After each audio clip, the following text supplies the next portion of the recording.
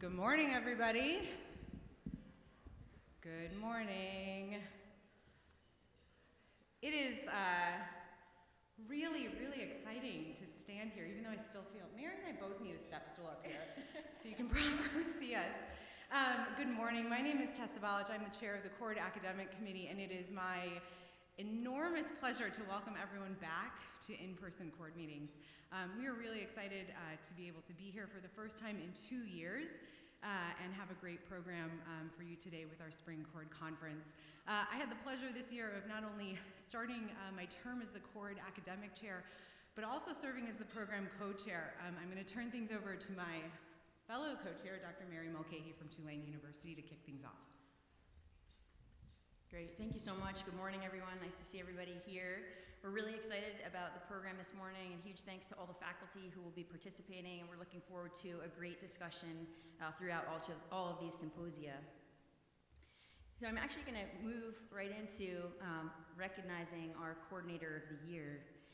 So it's my pleasure and honor to recognize the 2022 Coordinator of the Year. Oops, I'm sorry. Sorry. I got to advance slides too. All right, let's go. So here we are. A couple of housekeeping things I don't want to forget to mention. You see the network here for the internet passcode. You'll have access to the conference recording early next week, and please remember to complete the course evaluation. So here's an overview of the agenda for this morning.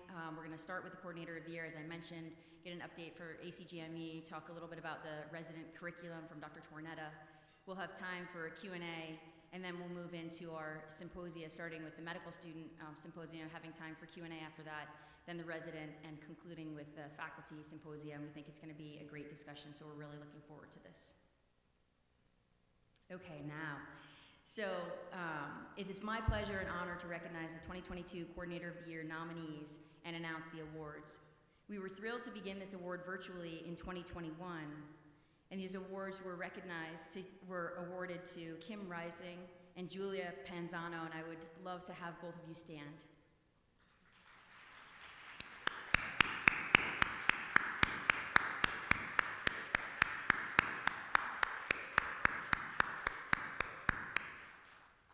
So this year we are excited to be able to present the awards in person. These awards are meant to recognize all residency, education, and program coordinators for their exceptional creativity, compassion, hard work, dedication, and enthusiasm within their residency program. Thank you to all program directors who participated in nominating your coordinators for this award. Pictured here are the 9 nominated coordinators, so congratulations to all of you.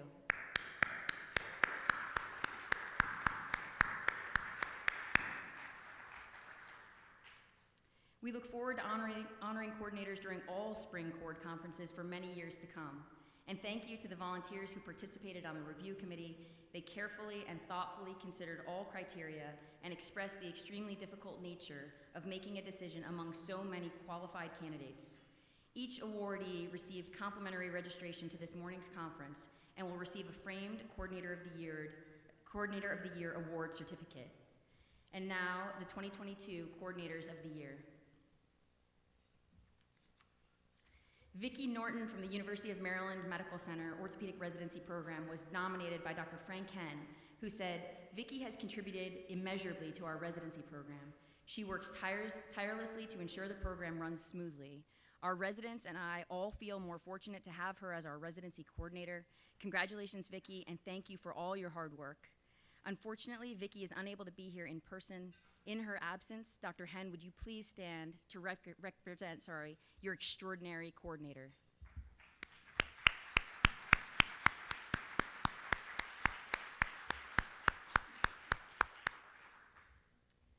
And Laurel Lewis from WellSpan York Hospital was nominated by Dr. Thomas DePasquale, who said, "Laurel is the poster person, epitomizing a coordinator that any program would be lucky to have.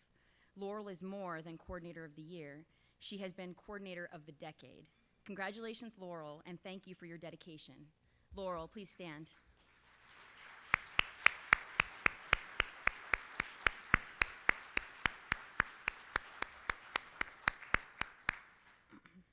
Congratulations to all nominees, and thank you to all program coordinators. Residency education is truly better because of you. Let's applaud Vicki and Laurel, the 9 2022 nominees, the 2021 nominees and awardees who missed out on the live applause, and all program coordinators for their hard work and dedication.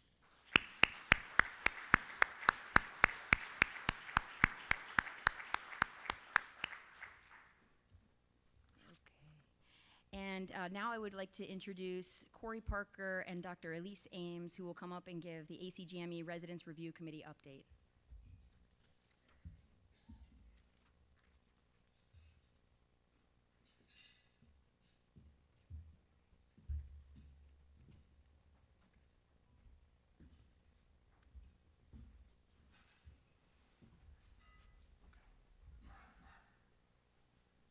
Good to go?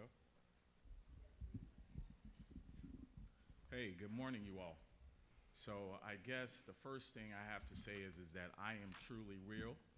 I did replace Dr. Durstein. Most of you all who I've had a chance to meet, it has been virtual for, I guess now, 15 months. I see Danny, who's a RC member. This is the first time he's seen me live, so it is nice to be here and nice to be back in Chicago. This is my hometown. I went to high school at Kenwood Academy here.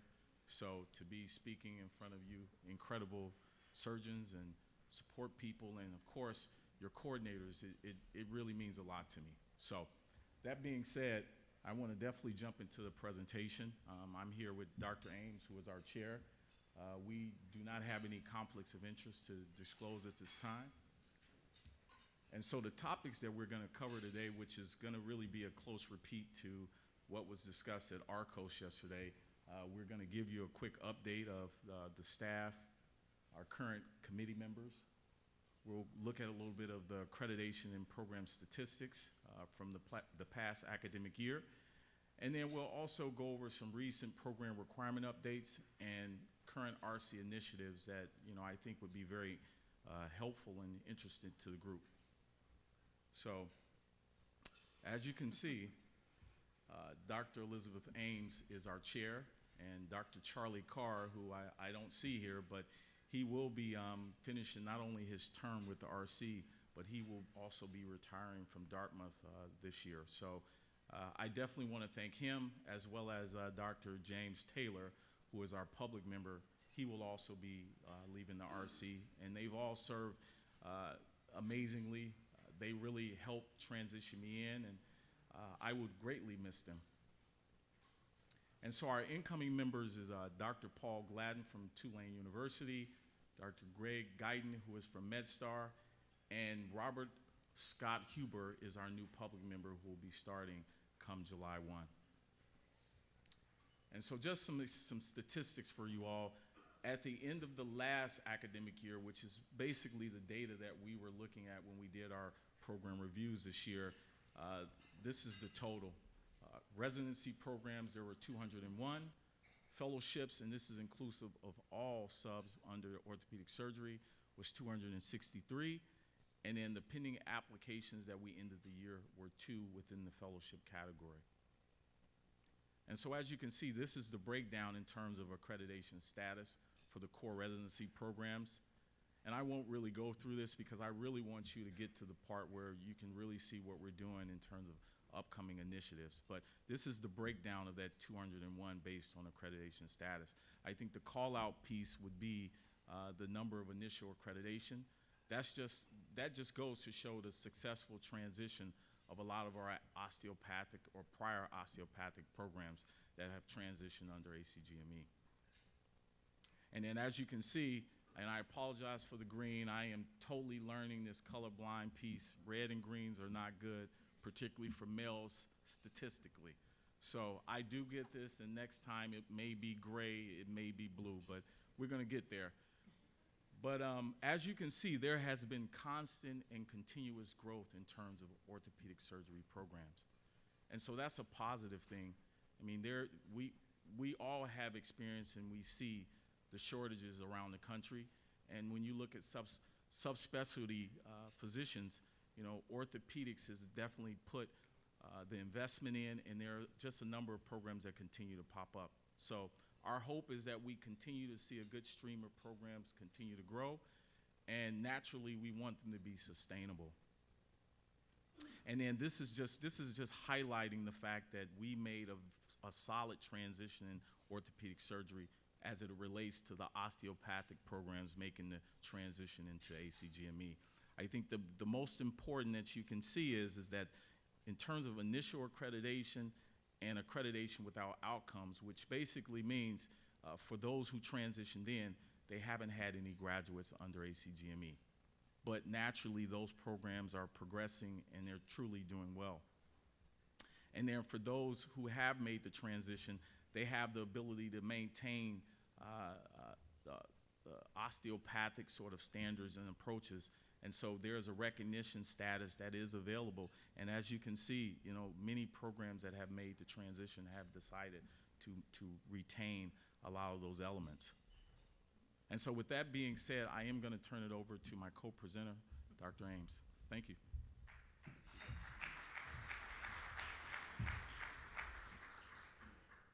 It's nice to be in front of all of you again. Feels a little bit like home, but a very different role for me.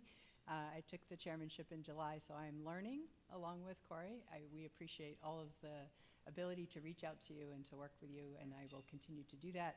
I think, as you know, sort of my overall favorite thing is transparency, and I would like to see the relationships between us and you, whether you look at that, however you look at that now, I would like to see that become a very cooperative place, and I think others in orthopedics feel the same way. So hopefully you'll see that. The major challenge we tackled was looking at these recommendations for supporting our program coordinators. The program director thing is not so interesting to you, but this is what's interesting. And I'll tell you, this was also a really interesting insight for me, and I told the ARCOS folks this yesterday, was I would have liked to see that 100% support for all of our program coordinators all the time. And I thought, well, this doesn't seem very aggressive. When you look at the other specialties, we rocked this relative to what we were able to achieve. And you say, well, wait a minute, you said we rocked 80% support? Yeah, okay, that's how bad the situation is among coordinators across the country in all disciplines. So it's a start. We continue to work on it, but I hope that you at least take it as a flag that we're thinking about the issue and we're trying to work on it.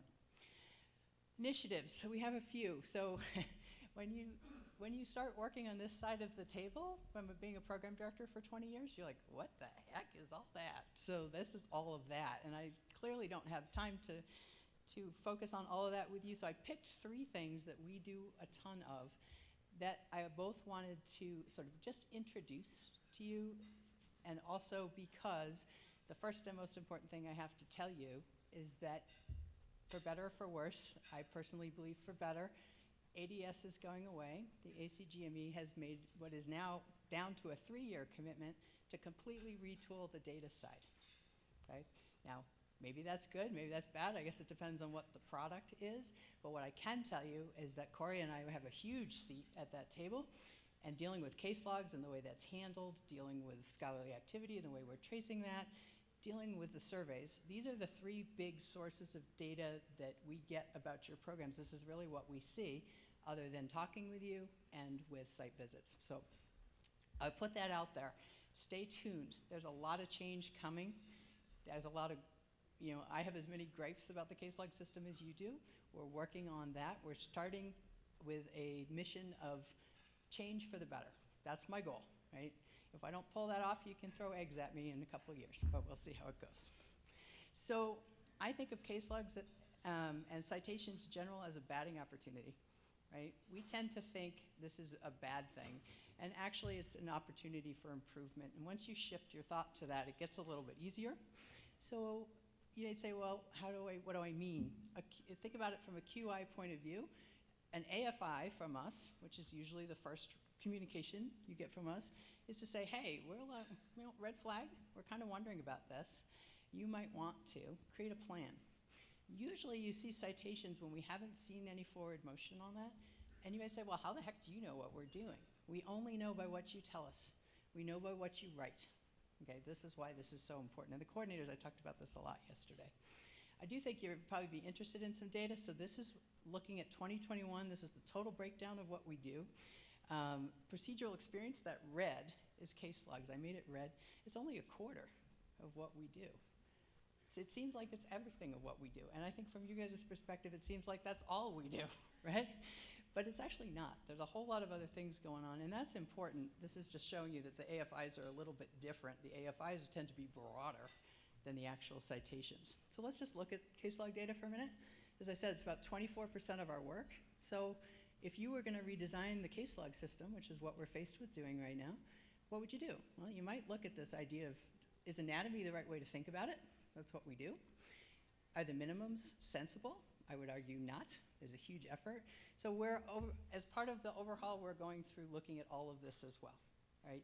Please, your feedback is going to be incredibly important. It's going to be incredibly important as we try to design what we would like this to see.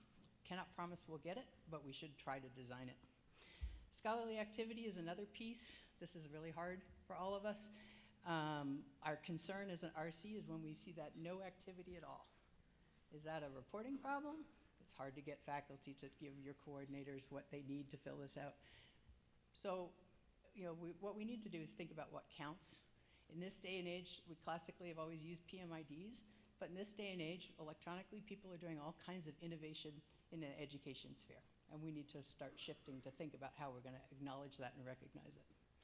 And then the last piece is the importance of surveys. You all are just getting it right now. Remember that when we look at survey data, we look at a year before, so we're maybe behind you, and that's again why what you write in your annual program update is incredibly important to the RC members that are reading your paperwork. Understanding the survey, I just put a plea in to spend a little time understanding what it is and what it means. I'm known as a canary in the coal mine. I'm known as a worst case ever until it is over kind of personality. So what's worrying me right now is seeing a little bit of increase in our number being a decrease in satisfaction of our residents among faculty engagement, a little bit of concern about some of the things we've been talking about, wellness and abuse-ish type issues. So I would just say my plea is to sit here to ask you to really look at that survey, what you get with a data point of view, and start to work to understand it, because it's becoming an incredibly important part of what we do. And that, I think, there we go. So that is what I wanted to present to you now. We're here for questions. Corey and I will both be here all day. Please come and introduce yourself if we don't know you, and we're looking forward to working with you.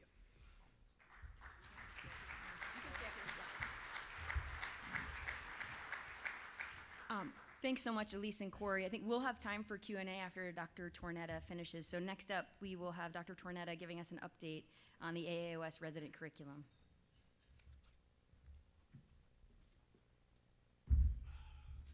All right, thanks, Mary. It's really nice to be here. For the first time in my life, seeing Dr. Ames up here in this role, I'm actually optimistic about the RRC. Don't tell anybody I said that. I have good reason for that, but let's be happy about our new direction. And one of those directions is really just trying to improve and get a baseline of education for all of our residents. And anyone who knows me knows that I'm still a program director. I have been for many, many years, and my passion in life has been about residents and education. This was the brainchild of Carol Morris and myself when I was on the Council of Education, which I'm just coming off, for the Academy, and we got the Academy to chip in a good $5 million to develop this product and the platform that goes with it. I am as transparent as Dr. Ames, maybe even too transparent, but I'll tell you that the project is taking longer than expected, primarily because of technological problems with the platform place it was chosen, which is Silverchair. The stuff that we wanted, they said, oh yeah, we can do that, we can do that. Turned out they couldn't do it so easily, but they are doing it. So just to give you an update, this is the Rock by the numbers. There's 549 chapters. There's over 1,000 full textbook chapters. So keep in mind that the Academy has basically committed every resource they have to be free in the Rock. So all of the textbooks the Academy puts out, every chapter in every book, every video in OVT, exam items with the exception of OIT exams, everything is free for the residents in the Rock. So it'll be in a resource list at the back. So the idea is a resident could spend it, it's planned to be about an hour per chapter. It's a 2-year curriculum, and you will be able to modify it and assign it as you will when it's complete, which it's not right now. and that if a resident wanted to do those, we're figuring about 4 to 5 hours a week. I have 3 to 5 chapters a week for my residents. That's what's expected. And we actually will be matching our lectures on our core day against the topics that are in the resident curriculum. There has been a beta and a beta 2 test of a couple of sections of basic science and spine, which are both complete. And that has gone very well. We've picked up a lot of bugs, and the residents who have been involved have been really helpful, as always. But the beauty of this is that if a resident wanted to dig deep in a topic, they could probably spend a week in any one topic, given all of the resources available. These are the editors. So if you look here, this is a who's who of our field. These are people that Carol Morris and I handpicked because of their devotion to education, their ability to edit, and their knowledge of the people in the field who could really bring the best to the chapters. This is just an example. This is a chapter. Dr. Irwin gets credit for this. His was the first really thoughtful chapter to come in. To keep in mind, this platform allows for inline videos, links to outside resources. There's really nothing that we can't do within the platform, and it continues to grow. He was one of the first person that came in and included inline videos. He pulled stuff from ICL lectures and embedded that in the chapter. Did an amazing job, and this is sort of what it looks like. And there's a full version and an outline version, so if a resident wanted to just pick through the bullet points, you know, for those of them who don't actually want to read, there's a bullet point version of it. I'm going to turn that off in my program because I have no interest in that. But this is what it looks like, and it's really, this is the expanded text around a given topic. And once you get into the chapters that are well done, and we are revising all of the chapters. They've all been in, but we're revising them now to try to pull more resources in, to try to make them more engaging to the residents. This is, for instance, an inline video from an ICL that goes through a specific technique that's right in the chapter. And then there's a boatload of references, and you see there's little blue stuff over there. We went with blue, not the green. That's what we did. So there's some blue stuff there. It's sort of a blue-green, so you know, that's so good. But those will be for all of the topics that we have. Like if it's a JOS article or any Wolters Kluwer, everybody should be very thankful to Wolters Kluwer. They've donated any PDF from all of their journals to the Resident Academy. I really appreciate that. Elsevier did not do that. I don't buy Elsevier books anymore. I told them when they said that, I was going to tell everybody that I could, don't buy Elsevier books, don't buy them. So these will be actual hot links, though. So in the reference list, if it's a JS article, a JOT article, anything Wolters Kluwer, you can, or anything that we got permission from. They did give us 75, so to be fair, they gave us something. But anything that we have permission to use, if you click on that, it'll pop up as a PDF for the resident. So they can go to the references and get the actual references. If they're within your system, they can obviously go through your library to do it. The other thing it has is a list of resources. So these are, you know, if you look through this, these are full text chapters. You know, this is from the Advanced Reconstruction of Foot and Ankle Edition 2, and Carol Morris and I went through every Academy book and assigned it to chapters in this curriculum. So they'll be able to get to all of those things, as well as ICL videos, symposia from the annual meeting, and these are going to be annually updated and rotated on an every 3-year basis to be updated by the content committees. So when we get to the final point, this is going to be a living, breathing, amazing reference. The interesting thing for all of you, and this is what we heard when we had we had program directors and coordinators as part of our group of organizing this, because in my mind I knew what I wanted as a program director. Turns out everybody wants something a little bit different.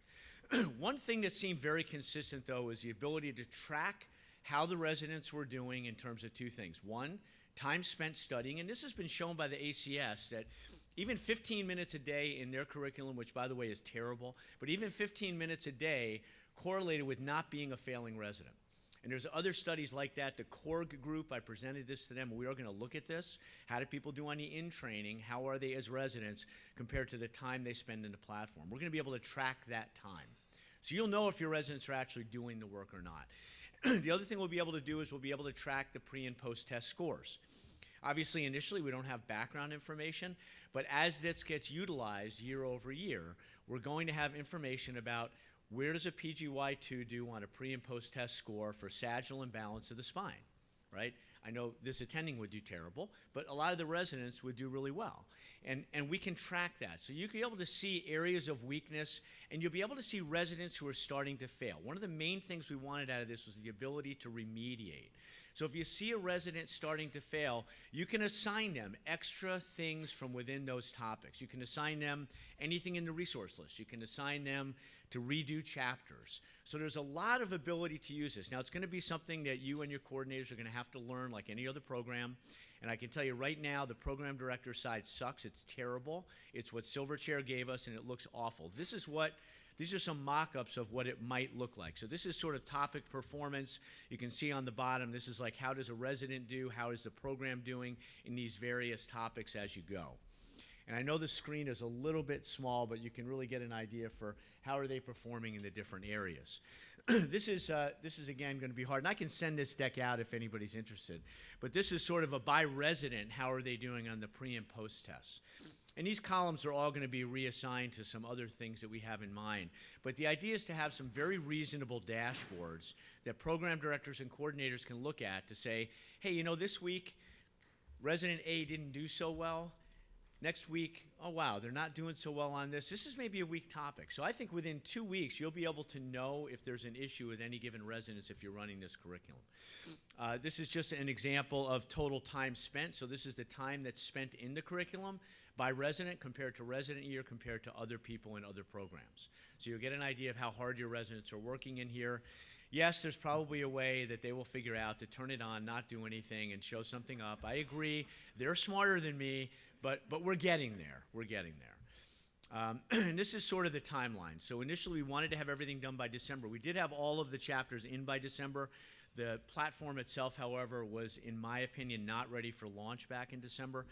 So at this meeting, we're basically rolling out basic science and spine content. So the beta sites had access to all the stuff in the background. So as of now, this meeting, basic science and spine are available for you to use. Those nice dashboards are not yet available for program directors, so it's not going to look as pretty as you'd like, at least initially. But I'd encourage you to at least start to look at it. The other thing that will be available is the video gallery. So there's a whole 1,500 videos in all different topics. Those will all be accessible within the platform from its inception for everybody to use now. Keep in mind, this is free for residents forever. Got that from the Academy, so it's not free to programs, but it's free to residents. So if your program signs up, great, you get all the program director benefits, you'll be able to see all of these things, and I think it's a no-brainer to sign up. But for the residents, if your program doesn't sign up, they still have access to everything in terms of the content, but not in terms of like the pre and post tests and the analytics. Come June, we're going to be rolling out 3 additional content areas. So we're doing it by content area. I expect it'll probably be foot and ankle, possibly hip and knee, and I'm not sure what the third one will be. It depends on how fast those authors revise their things to include more resources. And in June, the calendar feature will be available, meaning that you can resequence this however you like. In the end, you're going to be able to take blocks and move them to blocks because that's the way most of us think, at least I do. And the analytics dashboards, I'm told, will be out in June, so in my head, I'm thinking that's September. Rollout 3 September, 3 more contents.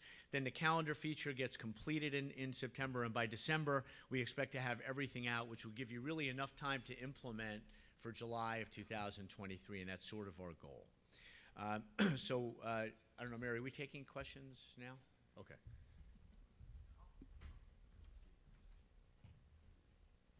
I didn't lie either. Great, thank you so much for that update. Yes, anyone who has questions about ACGME stuff or about the resident curriculum, please come on up. Okay. Keith had a question, perfect. Dr. Kenter. Doug? So thanks, Mary. So Paul, congratulations. Keith Kenner, Kalamazoo. Paul, congratulations. The question is, have you done alpha and beta testing and gotten feedback from any of the residents, or are you just rolling it out? Yeah, so we had 5 programs do a beta test. That was with basic science. And the reason we did that was to see the functionality. Like, do the links work correctly? Does it come up? Can we do a pre and post test? Made a lot of adjustments from that. We did that for about 6 weeks. The comments were, the dominant comment was, basic science is a little dry. I thought, well, that's probably true. Really? There weren't that many surgical videos in the basic science section. So there were some surprises and maybe some not surprises. And then there was a beta test, which came after that, which was Spine, which was 8 programs. And, you know, the staff at the academy had weekly calls and interactions with the PCs and the residents, and there were little tags on every page to give feedback. So there are a lot of things that we knew from meeting with the resident assembly before we started. We did a lot of preparatory work before we started this project, obviously, and there are things that they really want, like they want to be able to highlight, right? We have a 2-year plan for when all of these special things come in. They want to be able to chat. All this stuff is templated, so we had a beta and a beta test, and now when we open it up, that's going to be the let's just call it the initial rollout test, because I'm sure there's going to be more bugs. But yeah, we've tried very hard to get things in as good a format as we can with the time we had available. Great, thanks. And may I ask another question here? Sure. So, Dr. Ames, so I've never sat on the RRC. I've worked with the RRC, but I've never sat on it. And I guess a question that I have is, we've got a lot of people in this room that are clearly dedicated, and I've read a lot of annual reports from the RRC, and what surprises me a lot of times is what's not bulleted and highlighted are the successes. It's kind of tucked in a paragraph, and then you get to the citations, which are bold and highlighted and bulleted. The comment would be, this is an opportunity to celebrate successes and bullet the good things and the positive things that a program's doing. And then the second, that's just a comment or maybe a suggestion. Can I stop you there for 1 second? Yeah. I have to ask Corey a question. Did we give him a fuzzy on his evaluation? So I've never had those bullets, maybe, So of have- positive things in my program. So. All seriousness aside, it is an effort, many of you this year, on your letter from Corey. If you read far enough down, there will be what we cheerfully call a fuzzy or a hug or a whatever. It's a comment from us for, wow, we noticed this and this is freaking awesome. Okay, so we're trying. No, I think that's important. There's people that are dedicated for what they do, and I think those pats on the backs are important. Absolutely. The other question I had is, when you have a citation, this is an opportunity, I think, where the RRC can work with this organization and develop best practices. Yes. You're going to identify these common themes of where citations come, and I would submit this is an opportunity to say, hey, here is a resource of a program that's turned Yes. it around. Yep. And put that out so other people don't have to reinvent the wheel. You bet. And that's exactly what I was alluding to. I was talking about transparency and creating a relationship, because that's what we need to do. We have some outstanding programs. You're all here. We have some experts. And so we have things that we're struggling with. Like, I think Paul just wiped out my resident website I've been spending the last 4 months on. You know, so we all need to work together, hear it, and promise to do it. Paul, you rock, no pun intended. What's the cost to the program? Yeah. You said programs will pay a fee for the thing. What is the Yeah, cost so roughly? the business plan is still being figured out. I forget what, it's going to be cheaper than some of the other competitors per resident, and then there will be a bundle so that you can get, and I'm not a salesman, please don't, Oh, you that's know me a okay, long just time. curious. I did this because I want the residents to have it. If you guys sign up, that's great, but this is for the residents. So there will be a bundle of the in-training exam, res study, and this that'll make it stupid not to do. And I'm just curious, as much as I can't wait to learn a whole new program and try to really dive into that and figure out what each and every resident's deficient in, and then assign them a specific remediation question. Is there any discussion on building AI into this so that it's intuitive, picks it up, and it actually directs so the we've- resident where they need to go? They probably Yeah. do it better than I would too. That's been discussed. That's actually fairly expensive to try to determine, because that you have to make an arbitrary cutoff of something.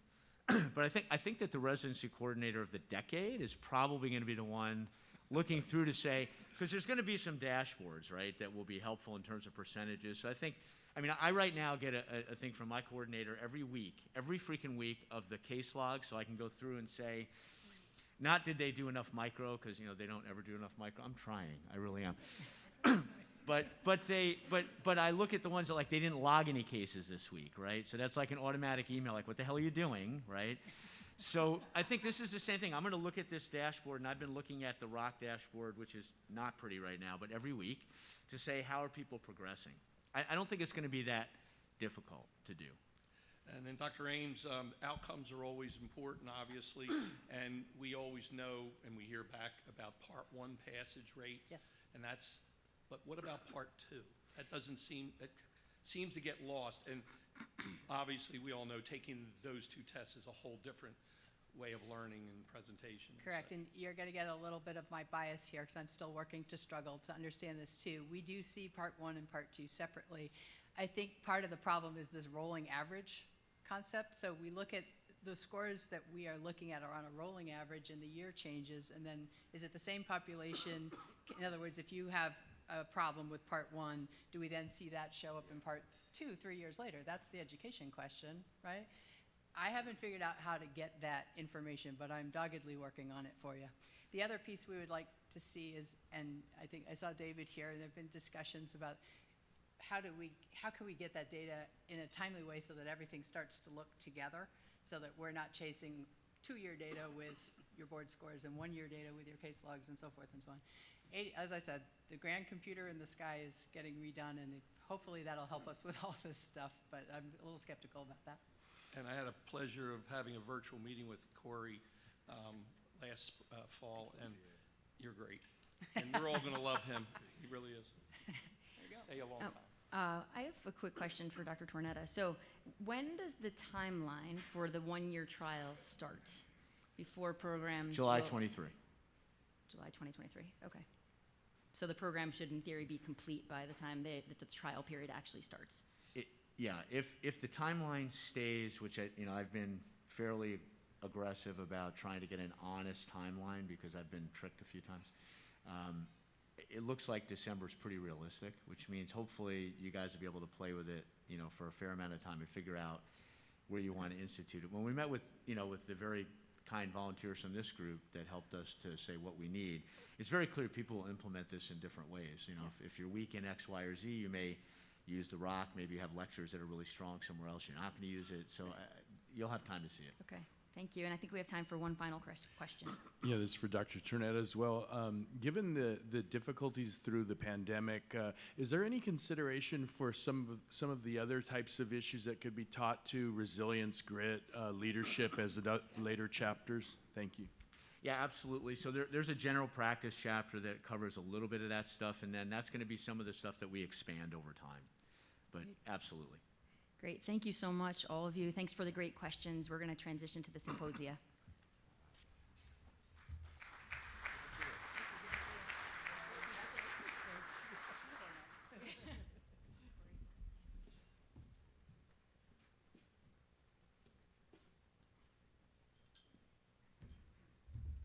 Can I invite all the panelists that will be speaking on medical schools to come have a seat since we are on a tight timeline here. So good morning, everybody, and thanks for being here today.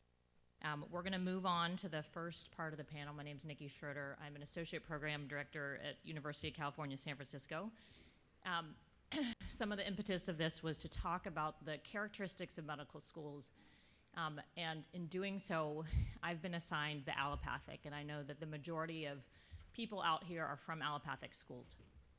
So we'll kind of go quickly through that and then move on to the other areas of concern in the realm of advising students who are going into orthopedics and beyond. So I have nothing to disclose, but when you look at the allopathic versus osteopathic schools, there are 155 accredited allopathic versus 38 osteopathic schools. You can see the applicants is a little more than doubled for the allopathic versus osteopathic. And then you can see that the number is slowly increasing of those applying to orthopedics, and we certainly know the results from this year are continuing to grow, which is certainly something we're concerned about in terms of matching and not matching into our specialty. So when you look at the definition difference between allopathic and osteopathic, there really isn't much difference there. But the MDs are trained in how to treat symptoms and diseases, whereas the osteopathics are trained to use all the tools of modern medicine to treat each patient. And so that's sort of the focus of it. And then we'll have Tim here later talk a little bit more about osteopathic schools, because I think that that's where we kind of have the most concern regarding our understanding. And just historically, they were separate entities. They had different accreditation systems, different testing. They still have different testing, but in 2014, there was a partnership to bring all the residency programs under a single new accreditation system with integration in 2020. And the idea was to promote collaboration and to homogenize a GME. And then finally, transition to a pass-fail grading system in 2022. And when you look at the data difference between the two, it's very little. So you can see here the MCAT scores and the GPA scores. And perhaps allopathic is a little higher, as you can see from the data here in both the GPA and the MCATs. A traditional allopathic course, and I think everyone knows this, it's somewhere between 1.5 to 2 years of a basic science or a system-based classroom learning, depending on the school that you attend. 1 year of core clinical rotations, which can vary depending on the medical school, and then a year of career launch is what we call it at UCSF, which includes certain core rotations or sub-internships, electives, and then some dedicated research time.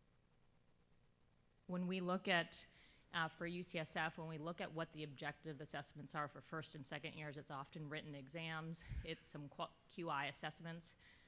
Clinical skills, we use DOCS, which is similar to the OSCE. For second years, we have, again, written exam, and again, something very similar to the OSCE. For third and fourth years, there's the clerkship evaluations. We use shelf exams, which was switched during COVID. And then we have a clinical performance exam, or the CPX, which is another version of the OSCE. And then in the fourth year, they take step 2. In third year, they take step 1. And then they have their clinical performance exams. And so those are our objective assessments and subjective. And I think if you ask people subjective and objective, while you maybe get a score or a grade for the objective, all assessments are really subjective. So when asked what our subjective assessments are, we have SMART learning goals. We have BBOTs, which are brief observed trainings where the student can submit an evaluation to you and you fill it out for them, and it's an on-the-fly evaluation. And then, of course, we have rotation summary evaluations, which are becoming more important than the evaluation as we start to lose scores or honors, pass, fail in rotations. And then finally, you have the dean's letters and all the letters of recommendation. So really the goals of assessment are maximally facilitate learning through the appropriate and frequent feedback to students, incorporate a developmental perspective, and it's really to give the student feedback to help promote learning, and I think that's the hardest thing. And so it's supposed to be a match between teaching, learning, and the actual assessment. So you want to feel that the students feel that they're actually being assessed and then giving feedback, which is going to help them learn and improve, and it generates feedback.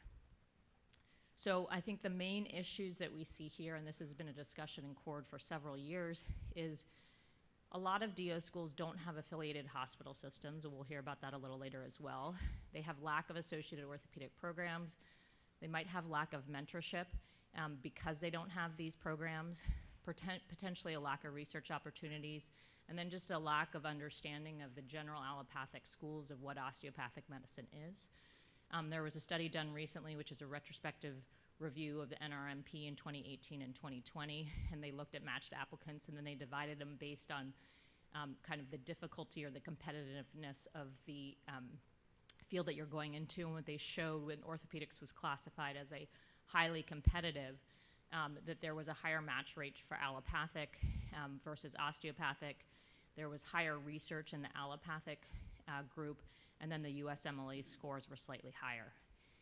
And so really I wanted to move on and give a little bit of extra time so that we can have a better understanding of osteopathic schools. And I would like to introduce Tim Ackerman, who's going to come up and talk about the characteristics. So thanks.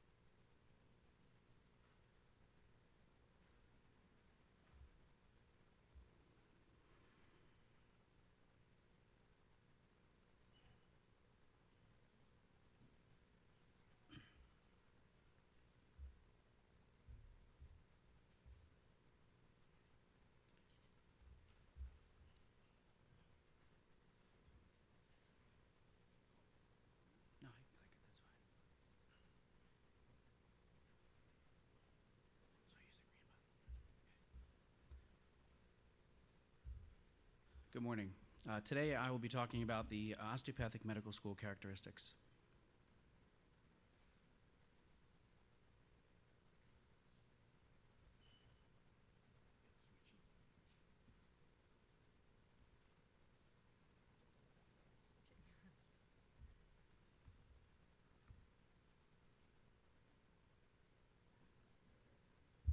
But it's not, nothing's up here. This isn't it, that one's not advancing. It was up,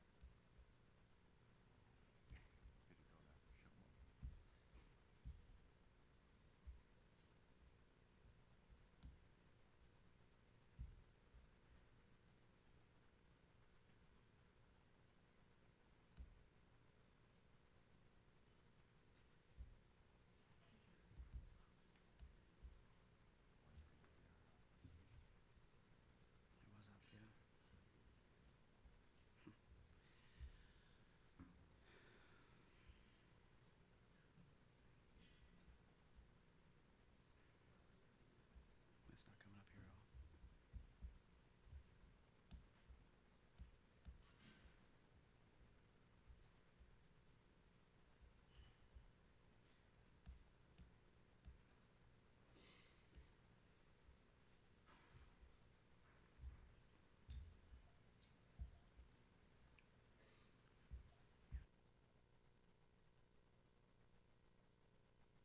You can just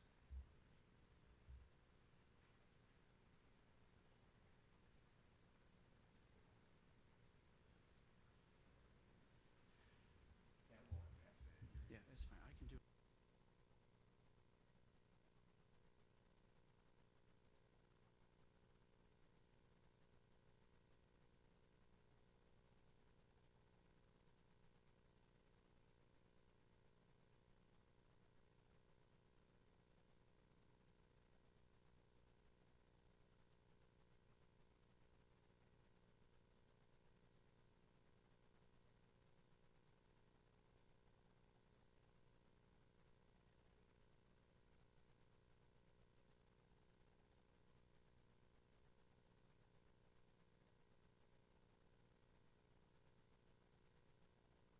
If she has to, then, right?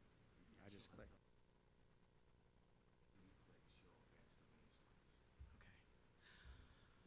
Okay. Okay. Sorry about the technical difficulties. Good morning. Today I will be talking about the osteopathic medical school characteristics. I would like to thank CORD for this opportunity to speak on this topic. Personally, I completed residency at UPMC Community Osteopathic and returned to this program after completing a sports medicine fellowship. I've been the program director here for 12 years. Brief history of osteopathic medicine. A.T. Still was an MD. He founded osteopathic medicine 129 years ago. Physicians during his time used a variety of medicines and drugs and were sometimes more harmful than medicinal. Osteopathic medicine is a science-based discipline that focuses on the whole body rather than a collection of body parts that may become injured or diseased. Osteopathic medical training teaches that the whole person is greater than the sum of his or her parts. In 2021, the number of osteopathic physicians in the U.S. climbed to 135,000, which is an 80% increase over the past decade. 11% of all physicians in the U.S. are DOs, and 44% are in specialties. There's 38 osteopathic medical schools, and there's almost 34,000 osteopathic medical students. In fact, 1 out of every 4 medical students in the U.S. is an osteopathic medical student. The average age of an osteopathic first-year medical student is 24 years, slightly higher than the allopathic counterparts. Almost 15% are the first generation to attend college. Over 70% do not have a family member that's a DO or an MD. 16% of DOs are from a health professional shortage area, and 15% are from an economically disadvantaged area, and 21% of DOs are from small and rural areas. Osteopathic medical school curriculum is pretty similar to the allopathic curriculum. There's a variety of basic and clinical sciences, followed by core clinical rotations and electives. DOs typically do more audition rotations, and audition rotations are 2 to 4 week residency program interviews while you're auditioning for a residency position at a hospital or healthcare center. There's opportunities to impress potential residency directors and stand out amongst other candidates applying for residency slots. This is highly encouraged by osteopathic medical schools, and it's a valuable networking and research opportunities. The DO students get an additional 200 hours of OMM training, which is basically a hands-on approach to medicine, and it's basically the way you treat an individual. As far as osteopathic medical school accreditation, the Commission on Osteopathic College Accreditations, or COCA, It is recognized by the U.S. Department of Education as an accreditor of colleges of osteopathic medicine. All osteopathic medical schools must meet or exceed COCA standards, and this is equivalent to the LCME for allopathic medical schools. Osteopathic medical schools now participate in AAMC curriculum inventory, and this allows increased transparency about standardization of taught content, learning objectives, and how content is assessed. It is the premier benchmarking for content, structure, delivery, and assessment of U.S. Canadian medical school curriculum for MD and DO schools. Single accreditation system, Nikki went over this, but the result of the 2021 first ever combined NRMP match, there were 6,600 DO graduates matched into residencies with a 99.3% successful placement rate after SOAP. A little bit on the scores, she touched on this as well. USMLE Step 1, MD 248, DO 242, and in Step 2 was 255 to 250. Typically, the allopathic students have higher research and publications based on their curriculum focus, and DOs typically have a higher work experience. Orthopedics does continue to be one of the most biased towards osteopathic physicians, and historically there's less than 1% acceptance rate of DOs, seniors, and grads. There was a slight bump in 2019, but it was still less than 2%, and this is pre-combined match. This slide shows the data on seniors only, not graduates. And it may seem like there was a bump in DO acceptance in 2020 and 2021, but this is when the NRMP combined MD and DO matched data. Before 2021, the DOs that were accepted into those positions were ones that decided to forego the DO match. In 2021, 1.8% of DOs matched into orthopedic surgery versus 4.3% of MDs, and the percentage unmatched was 27% for DOs and 21% for MDs. As far as how many DOs are currently in MD orthopedic residencies, allopathic schools, 21 programs, or 13%, have at least one DO, and 7 osteopathic programs, or 21%, have at least one MD.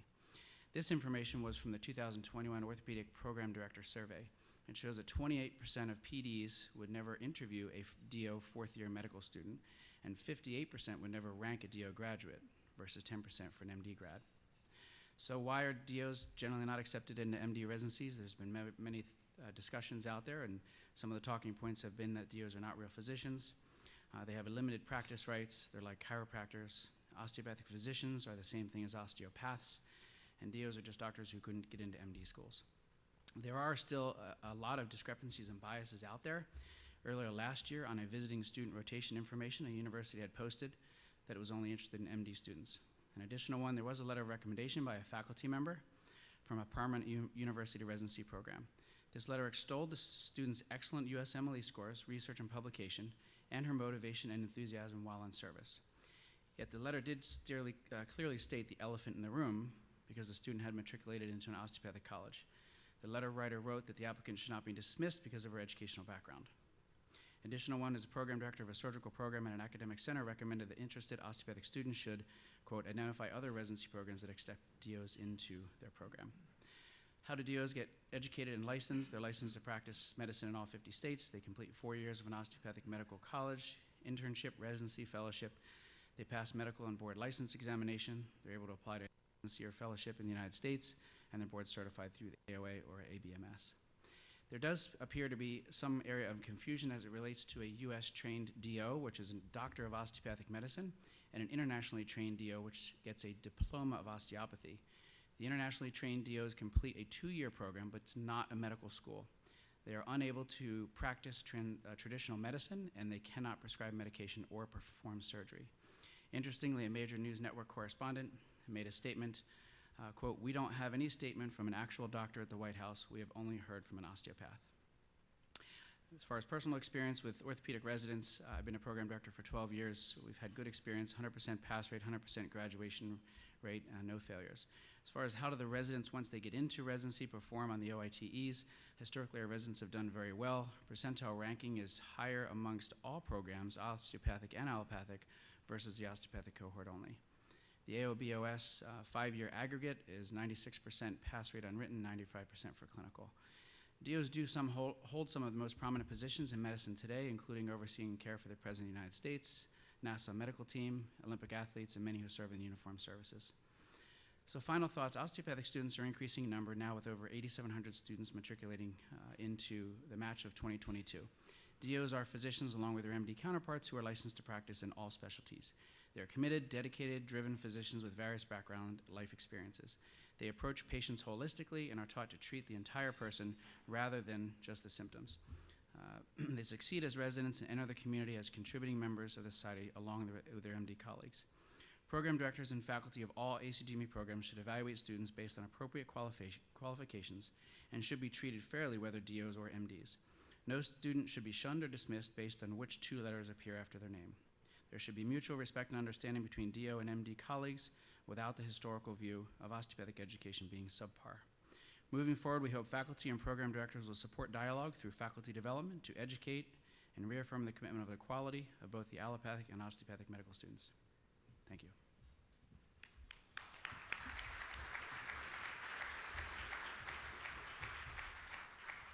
Thank you.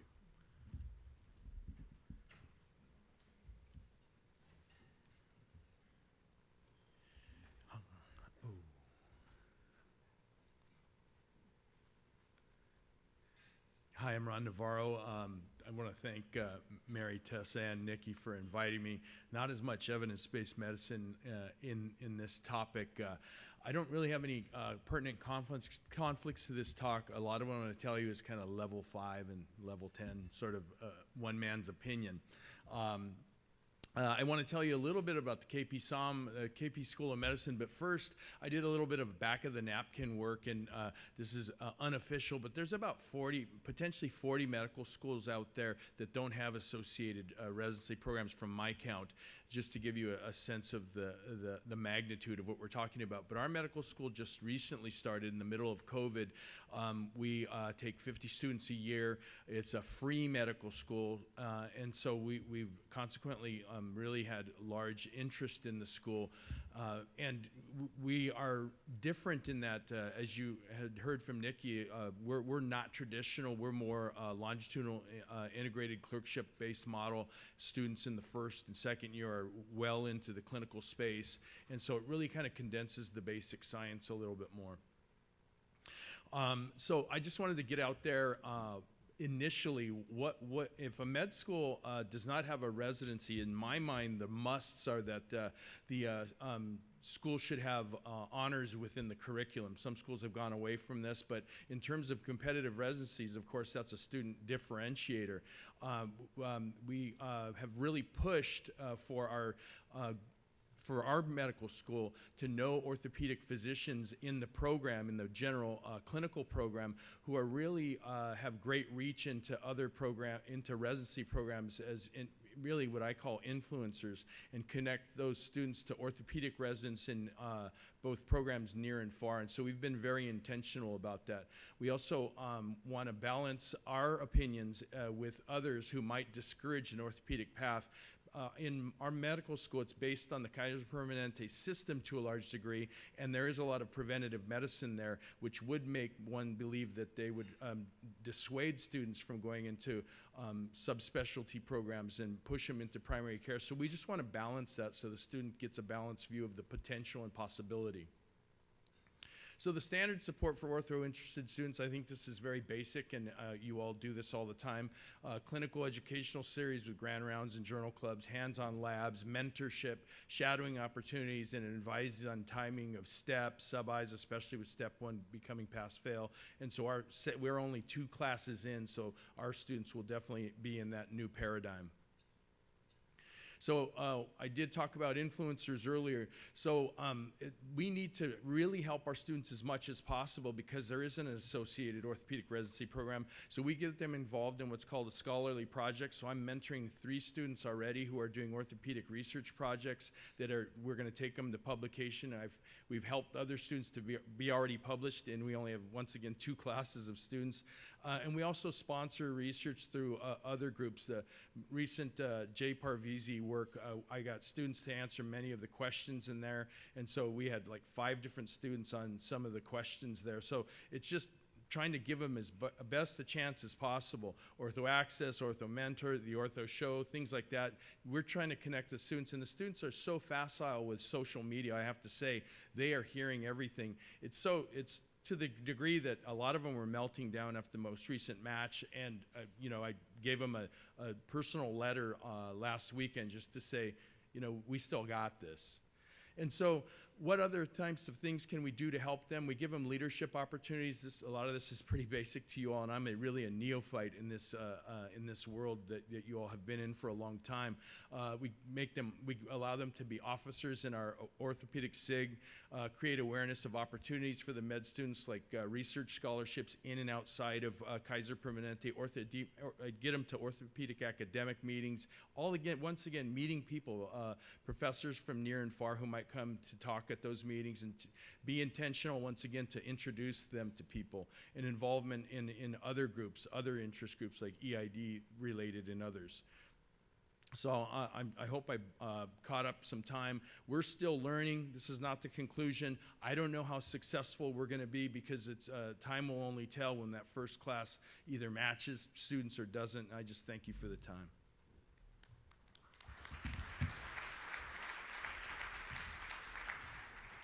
All right, we're going to transition on to the second portion of medical school.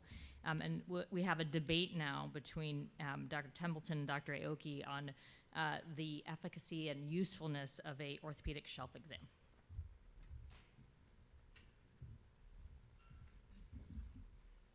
How do I move forward? Okay. So thank you very much for the opportunity to speak today. As was mentioned, this is a debate on the orthopedic shelf exam. I'm supposed to be taking the pro side. I would say this is a very qualified pro, and maybe it's a maybe orthopedic shelf exam. So I'm a residency program director at the University of Kansas in Kansas City. I have no financial disclosures. My only disclosures is that I am a past member at large of the National Board of Medical Examiners, and I'm a current member of the NBME Renew Task Force, and that's re-examining exams, the NBME's effort on wellness.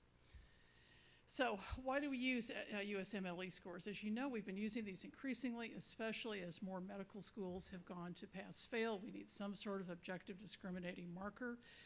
But there also is some data to indicate why we would use the scores. As we know, in past data, there is an indication that there's a correlation between scores on step 1 and the ability to pass ABOS Part 1. There's also some data that indicates there's a similar correlation with the step 2 of the USMLE. So as more schools go to pass-fail, we're looking for an objective marker other than just their grades in their clinical clerkships. This would at least give us an objective marker. But there are issues with using the step scores. As we know, these are designed as licensing exams. These are not exams intended to get medical students into residency programs. There are also differences in curricula across medical schools. So are we testing the student, or are we testing the curriculum that's provided in the school? And significant issues with costs of tests and test prep. Getting test prep resources has essentially turned into an arms race. This is an issue for all students in terms of increasing their stresses from a financial perspective, and that does have a significant impact on their well-being. But it's also an issue for students who come from financially underserved backgrounds. If they can't afford every test prep material out there, are they going to do as well on step 1? And if they don't, does that limit their opportunities in terms of residency? And so does that then have a downstream impact on diversity in specialties, especially specialties such as orthopedic surgery? So all of these went into the decision through the NBME to take step 1 from reporting step 1 as a 3-digit score to a pass-fail. And we know that all of these lead to stressors, including exacerbation of imposter syndrome and stereotype perception threat. So as I mentioned, the NBME put together this Renew program with their effort on wellness. The goal of this was to understand the roles of high-stakes exams in impacting physician wellness. This was a series of research projects. I led one of these, and this was a qualitative study to talk with students who had taken and received scores from step 1 to get their feelings and their thoughts on the process. Process was extremely stressful for some, but obviously not for everyone. But what was concerning is almost all students said that step 1 was the single thing that led to determining what specialty they would go into and in which geographic location. Not their scores in medical school, not anything that they had done during their rotations, but it was solely their step 1 score. Comments such as step 1 is the only test you'll ever take in your entire life, where you can totally eliminate future career options if you don't perform well. If you're of this minority, you need to have a higher score because you're going to be judged differently. Also, some comments at step 1 impacted the risk of suicide among medical students. So all of these things are the things that went into the decision of MBME to take this pass-fail. So as we then look at orthopedics, what are some of the other objective things that we can use, and do we need an objective measure? And so in discussion of having a musculoskeletal shelf exam or an orthopedic shelf exam, this has been done in the past. This was done as part of Project 100 that was started by Joe Bernstein with the U.S. Bone and Joint Initiative. The goal of Project 100 was to have 100% of medical schools provide some form of musculoskeletal education. The pushback that we got from faculty in schools is that they had no objective measure when the students would undergo musculoskeletal teaching, what their level of knowledge would be. They needed an objective measure. So with USBJI, we worked with the NBME to put together a shelf exam. This was owned by the NBME but co-branded with the USBJI. In the development of the exam was 75% clinical science, 25% basic science, and was designed to be used at any point during the 4 years of medical school, either after a required course during the preclinical years or after an orthopedic or rheumatology elective. Unfortunately, this exam was discontinued after about 5 years because of lack of use. It just wasn't used enough to be able to, or to warrant being able to maintain this. When at the NBME there was discussion of Part 1 going pass-fail, I started some conversations with NBME staff to see if we could somehow resurrect this exam, if program directors thought they needed another objective source of data. The comments that I received is that we would need to do a market evaluation of need because the first exam had done so poorly in terms of uptake, so we need to prove that this would be better and people would actually use it. But because the exam is so old, it would need to be completely retooled, which was defined by them as being prohibitively expensive. So the question at this point is, do we actually need another standardized test option? 125 medical schools have gone pass-fail in their pre-clerkship courses. Do we need something that gives us more information than pass-fail or pass-fail on step 1, a 3-digit score for step 2? If we have an exam, does this indicate readiness for residency, or are we looking for something more than is on a standardized test? And I think to me this is a key question. Do we need more objective data?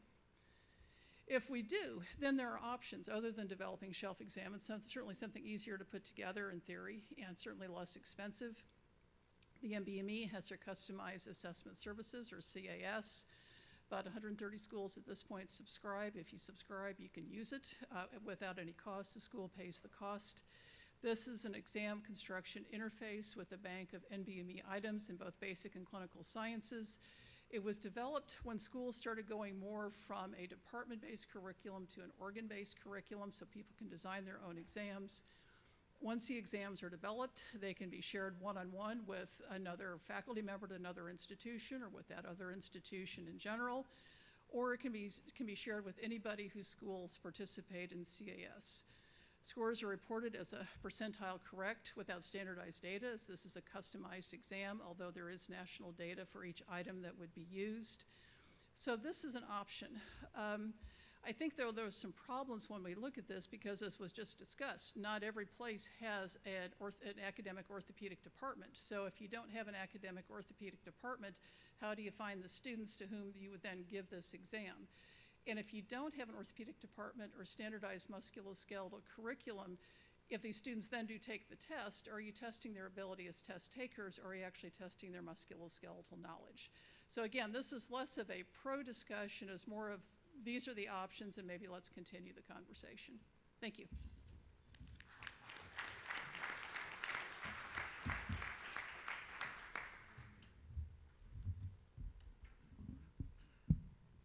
Thanks, Steve Aoki. I'm at the University of Utah. I'm taking the please no side of the debate for the orthopedic shelf exam. Disclosures. So I don't oppose the use of standardized tests. You know, it's a metric. It identifies areas of potential weaknesses and the strengths of your program. It's kind of like how we use the OITE, where as we go along, we can identify where we're doing well, where we're not doing well. And it's a tool that we can use to measure progress, and it can help with teaching and learning. And it is a universal standard. You know, everyone takes the same exam, everyone does the same test, it's the same time. What I don't like about standardized tests is how we use them. Now, if we're using standardized tests to rank students, the standardized test creates a universal standard. What it assumes is that that there's a universally similar starting point, which there isn't. We have good data, or the data that's out there, looking at the biases of standardized tests, as Kim brought up. There's the socioeconomic issues, racial and ethnic biases, gender biases, but then you start adding to the orthopedic shelf exam debate, the schools without a home program, very little exposure to orthopedics during your training, individuals who decide late in their decision making to apply for orthopedics.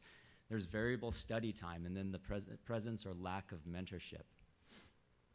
So if you look at the test as a metric, are we looking at the right metric, right? If you, Albert Einstein's famous quote, if you judge a fish on its ability to climb a tree, it will live its whole life believing it is stupid, okay? And so does the standardized test, does a shelf exam give us the ability to identify the individuals who succeed in residency? So our program director, Dave Rothberg, at the University of Utah, did a little survey of our faculty, and we looked at just identifying who in the past 10 years did we think were the best, our top 5 residents, and then also identify the not so great residents. And we looked at their step 1 scores, and they were very similar when you looked at the ones that succeeded and the ones that were less effective. I asked our interview committee to give, I asked them, give me your top 3 characteristics of what you're looking for in a good resident and surgeon versus those that are ineffective. And if you look at the list, on the good side, kind, compassion, self-starter, engaged, grit, honest, dependable, curious, conscientious, humble, technically sound, teachable, team player, creative, generosity, organized, mature. And you look at the bad, lacks personal insight, selfish, lazy, arrogant, dishonest, disengaged, poor communicator, lacks emotional intelligence, entitled, disorganized, easily discouraged, lack of independent learning, judgmental. I guess I would look at this list and say that me being able to answer a question on the PCL and the rehab afterwards doesn't help identify that, particularly at the medical student level. So the other standardized test barriers that Kim had brought up, it's costly, it's time consuming. You got to figure out a way to validate this. There's a lot of work that gets put into this. I would look at it and say that our best way of looking at how someone is doing with standardized test taking is probably look at their SAT or look at their MCATs, not add another test that maybe asks questions that someone hasn't had a chance to study for. And it's a one-day assessment. You look at individuals, we don't account for the bad day, the person who's sick, the person that has family trauma. And the downside of test scores or putting a lot of weight on a test score is it changes some of our education. You look at right now with things going to pass-fail, schools are already talking about shortening the time that students study for step 1. Then if we are bringing in an orthopedic shelf, are we going to add time for people to study? Would you as a program director rather have someone do a ICU rotation, or do you want them to study for a test for the next month? So then there's other options. I always try to think of what other options we have. I don't have the answers, but I do think we need to start thinking about the metrics that we want to look at that actually truly identify potential. If you look at education, probably the best way of looking at how someone does at the next level is looking at their track record. And so, again, bringing up the issues of honors, pass-fail, or somehow letting the people who have the most exposure to someone help identify individuals that really are outstanding. So thank you.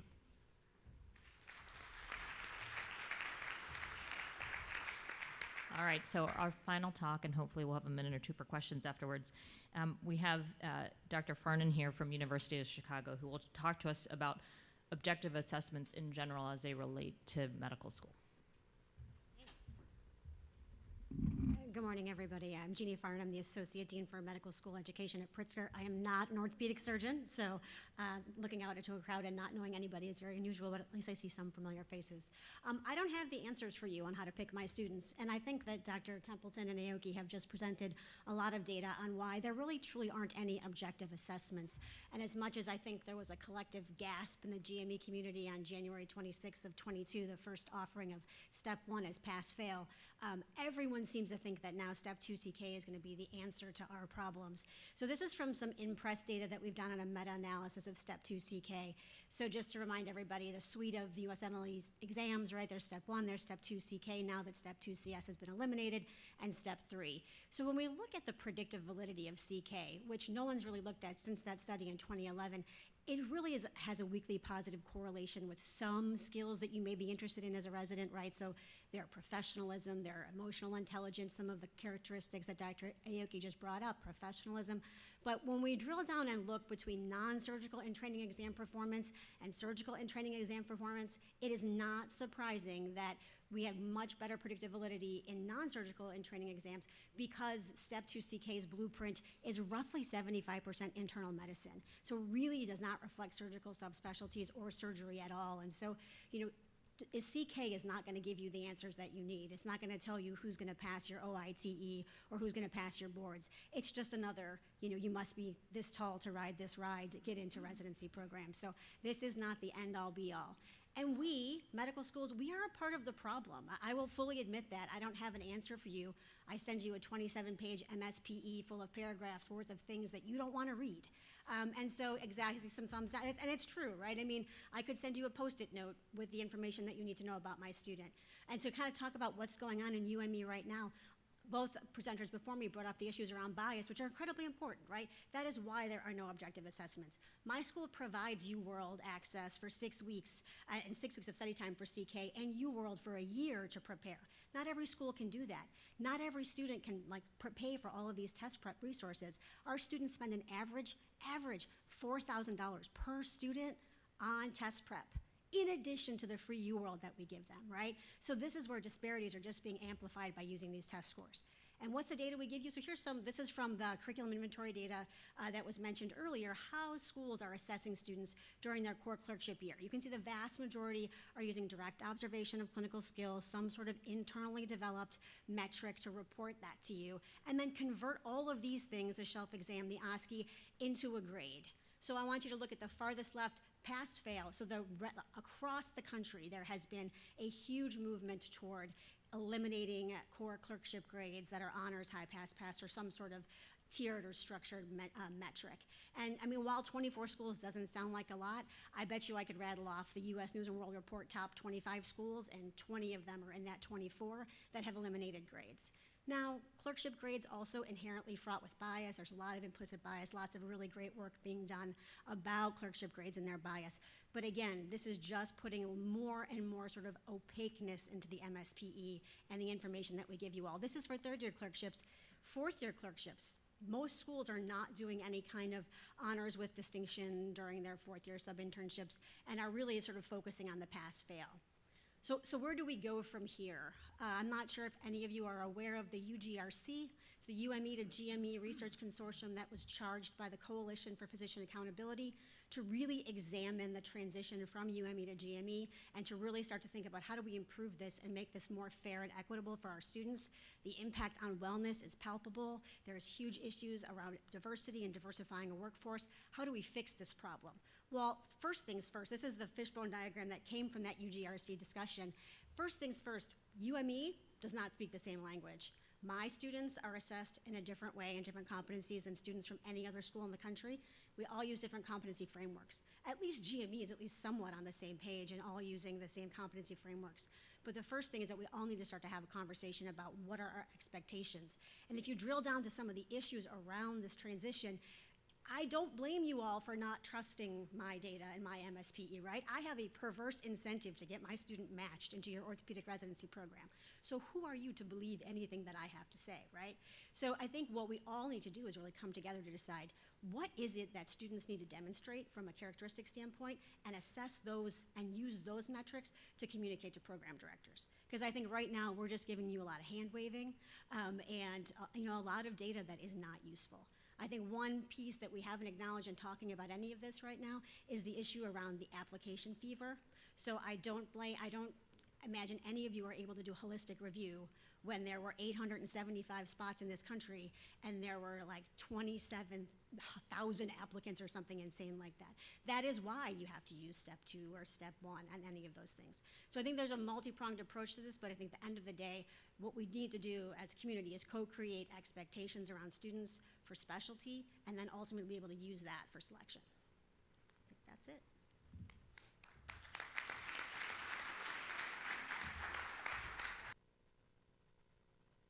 We ran be a minute or two for questions. So if you have the best question out there, please feel free to ask us. Hopefully we just solved everything you needed to know about getting your medical student into orthopedics.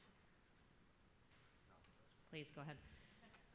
So this will not be the best question, but I think it's more of a comment, and also say what Dr. Navarro actually presented is one thing we have to think about, right? Because if you have a mentorship model, whether it's in an academic place or not, we have to do a better job of advising our students about what career they should pursue, right? Because if you look at all of the studies that we've looked at, we're trying to find a screening process. We're not really trying to grade the student, right? Because like everyone said, all these scores aren't really telling us how good they're going to be as orthopedic surgery residents. And so I think we have to get to that mentorship and get back to that. And actually what Ron was talking about at a non-academic environment, it's something that we all have to do.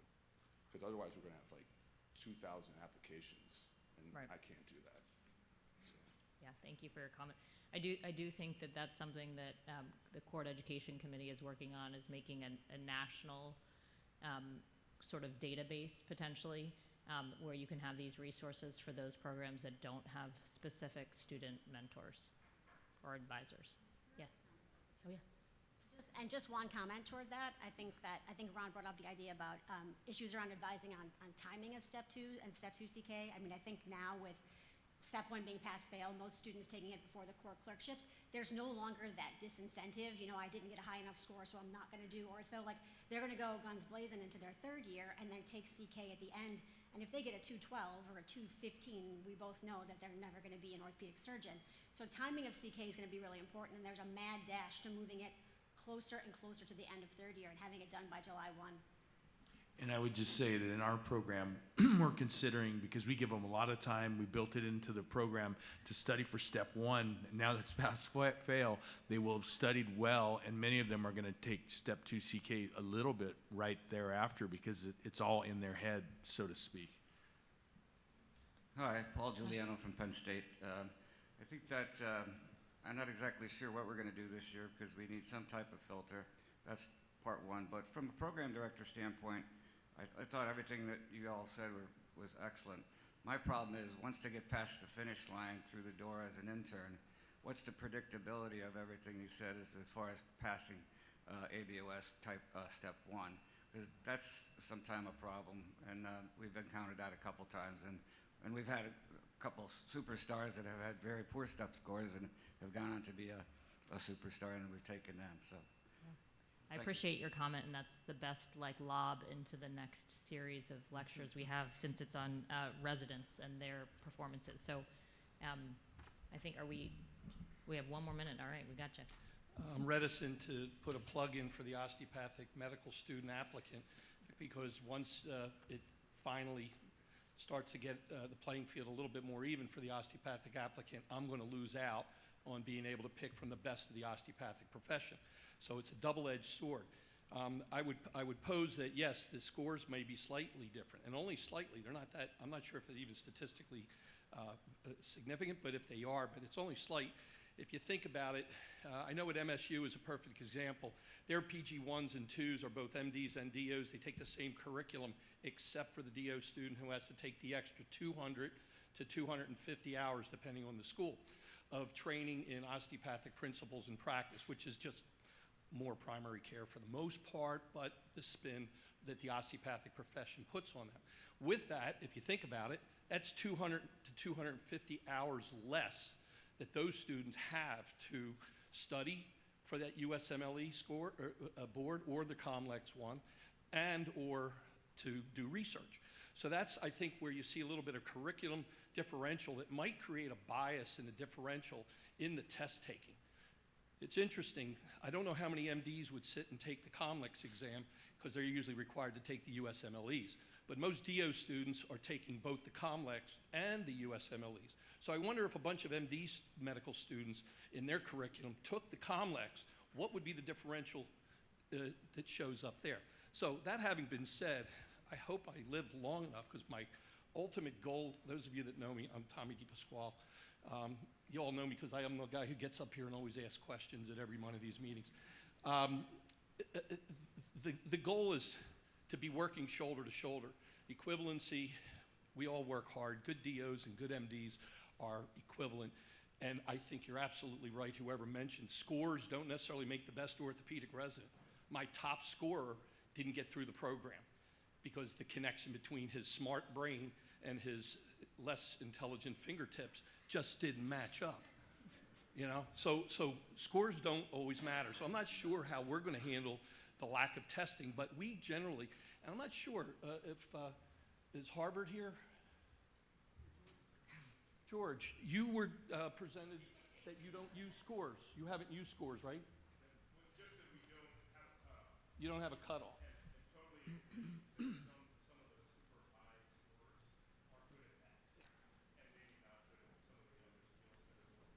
So you know, this will be the first time we're all going to be in the same boat without that one metric. And again, I don't necessarily think that's a bad thing. But we are going to have to find some other way of, you know, separating the pool of applicants. Anyway, thank you. Yeah, thank you, everybody, and thank you, all the staff.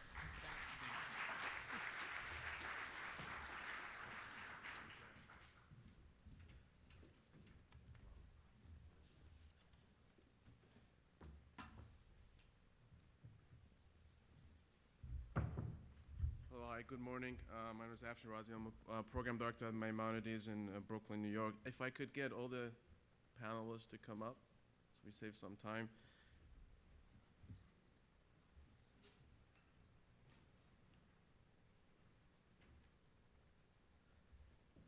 All right, so this next, as now that we chose our resident, hopefully somehow, not sure how next year, but now we have them, as we said before. How do we evaluate them? What do we have to evaluate the residents as they go through 5 years of residency? So we have the panel here. We'll talk. Lisa is going to give a little background, an update on ABOS, and then we go through that, through the rest of the objective, subjective, and EPAs, so we cover all available options out there, and hopefully we can come up with a conclusion and what's the best thing we can use and what are the options for now. So Lisa.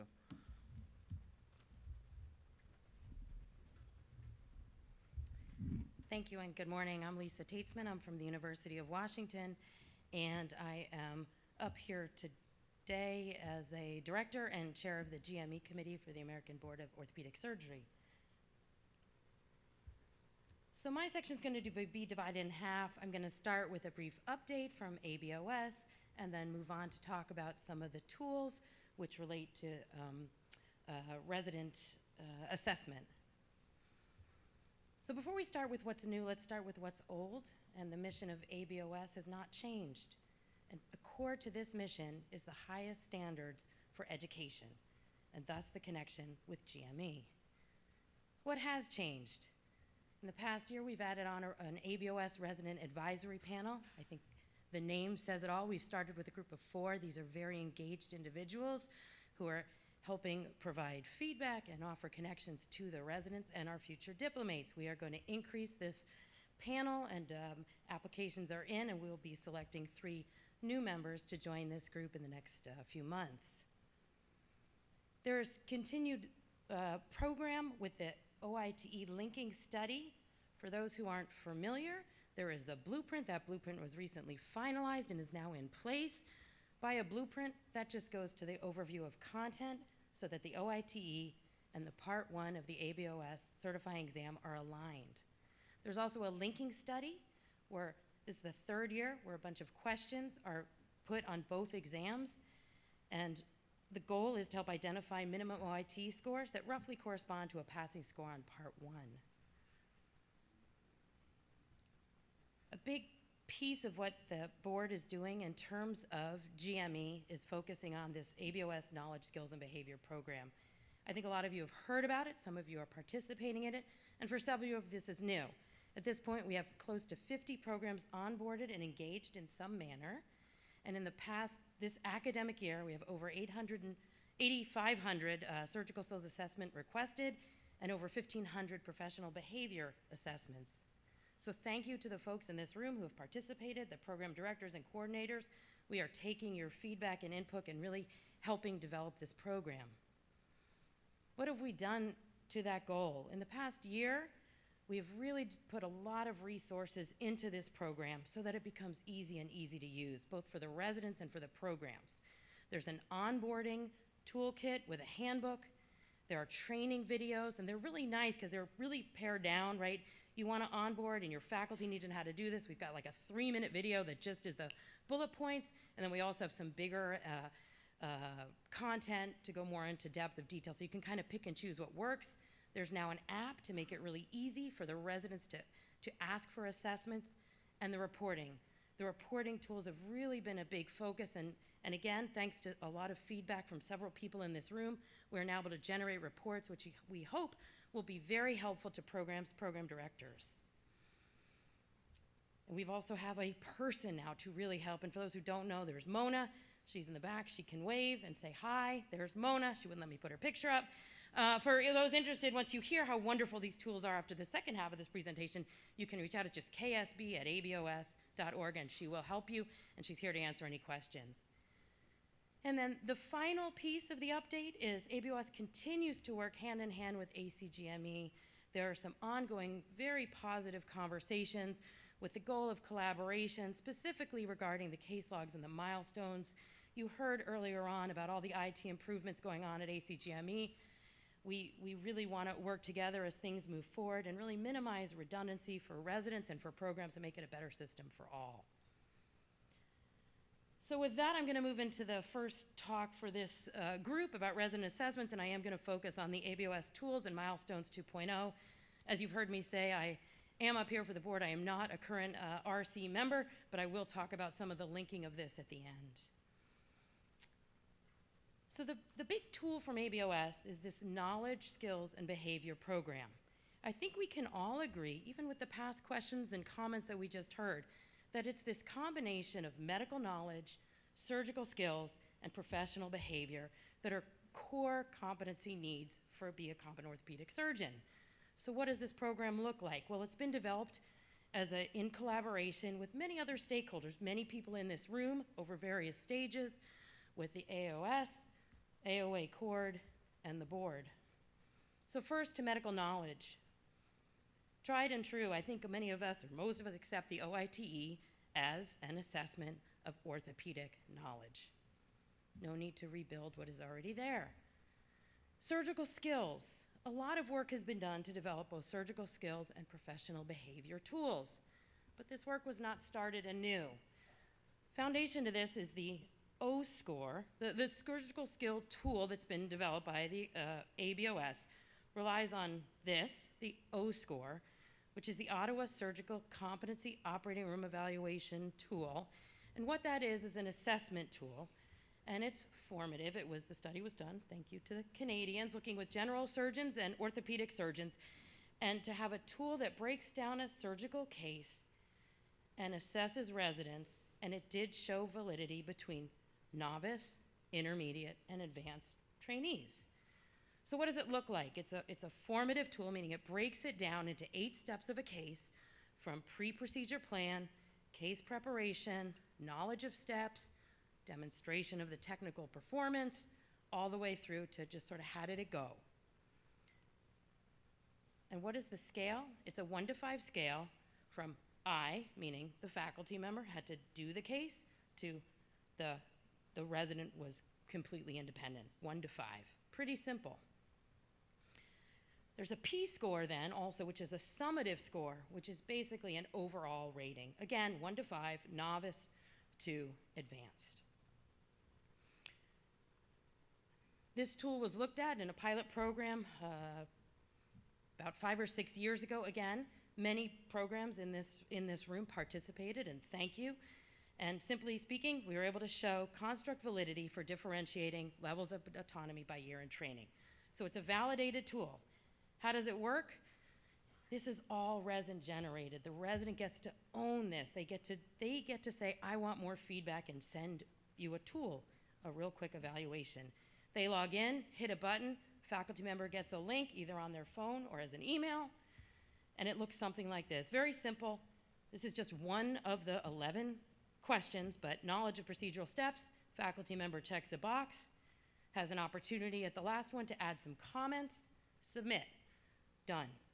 Professional behavior, something very similar. Here there were 5 domains: ethical behavior, communication, interaction, reliability, and self-assessment. Again, pilot program, 18 programs participated. This one's a little bit different. The resident sends this to the faculty members at the end of their rotation, but as well, once a year, a 360. So there's a push from the board to the names provided of all the folks in your system that you would like to evaluate the residents. And those folks did a great job of identifying the small group of underperformers. Looks just like the other one, very simple, quick click of a button, sent in. And then the resident gets to see how they're doing. On the ABOS website, the residents have an opportunity to look at their dashboard where all of this information is put there for them. And it will stay dynamic, and things keep getting added as they keep going through their training. For the program side, how does this link to Milestones? I think everybody's very familiar with Milestones 2.0 that went live. What I have here is the orthopedic milestones, and highlighted in yellow are the areas that these tools directly map to, and we have done that mapping. So you can generate a report. It does not go directly to ACGME, but you can transcribe these things. So this is, for a sample resident, what a milestones report will look like, taking you through the 5 patient care milestones, as well as some of the harmonized milestones as well. If you're in your CCC and want to break it down, you can just click on something like operative management of fractures and dislocations, see the evaluations that were put in for this resident. You want more, you click on a specific one, and you can get the comments and everything in more granular detail. One final report you can't read, and that's semi-intentional. This is a report that was actually generated by one of the participating programs. We're not going to use a name, and I'm just going to simplify it. They took the data that was provided through this report, and they color-coded it to make a nice visual. I'm going to say you've got a gold resident, a green resident, and a purple resident. These are senior level residents. What you see marched across are all those things in the surgical skills tool, each of the questions listed out. The bright red is a level 2 or below. I think if I had audience participation, we could all tell that gold resident is struggling. They found this graphic very useful for their program. We don't like to have struggling residents, but when we do, it's really important to have data to help with remediation and move forward. So we're taking the feedback. We're going to work on generating more reports like this based on people's feedback, but we think a tool like this can also not only help the residents, but also help the programs. So in short, these are validated tools covering knowledge, surgical skills, and professional behavior. It's simple. A lot of the feedback is in the hands of the residents, so they can own it and ask for that feedback. There are multiple domains, and there are program director tools and links to milestones, which we hope can be helpful for everyone in this room. Thank you.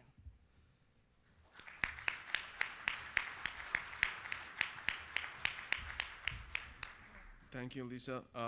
Next will be objective knowledge assessment by Brent. Thank you, Afshin. Excellent presentation there, Lisa. Appreciate the opportunity to speak. No disclosures that are relevant to this presentation other than I think we got the best job in the world, and I seriously believe that. With training the next generation of surgeons to take care of us and our family members, amazing.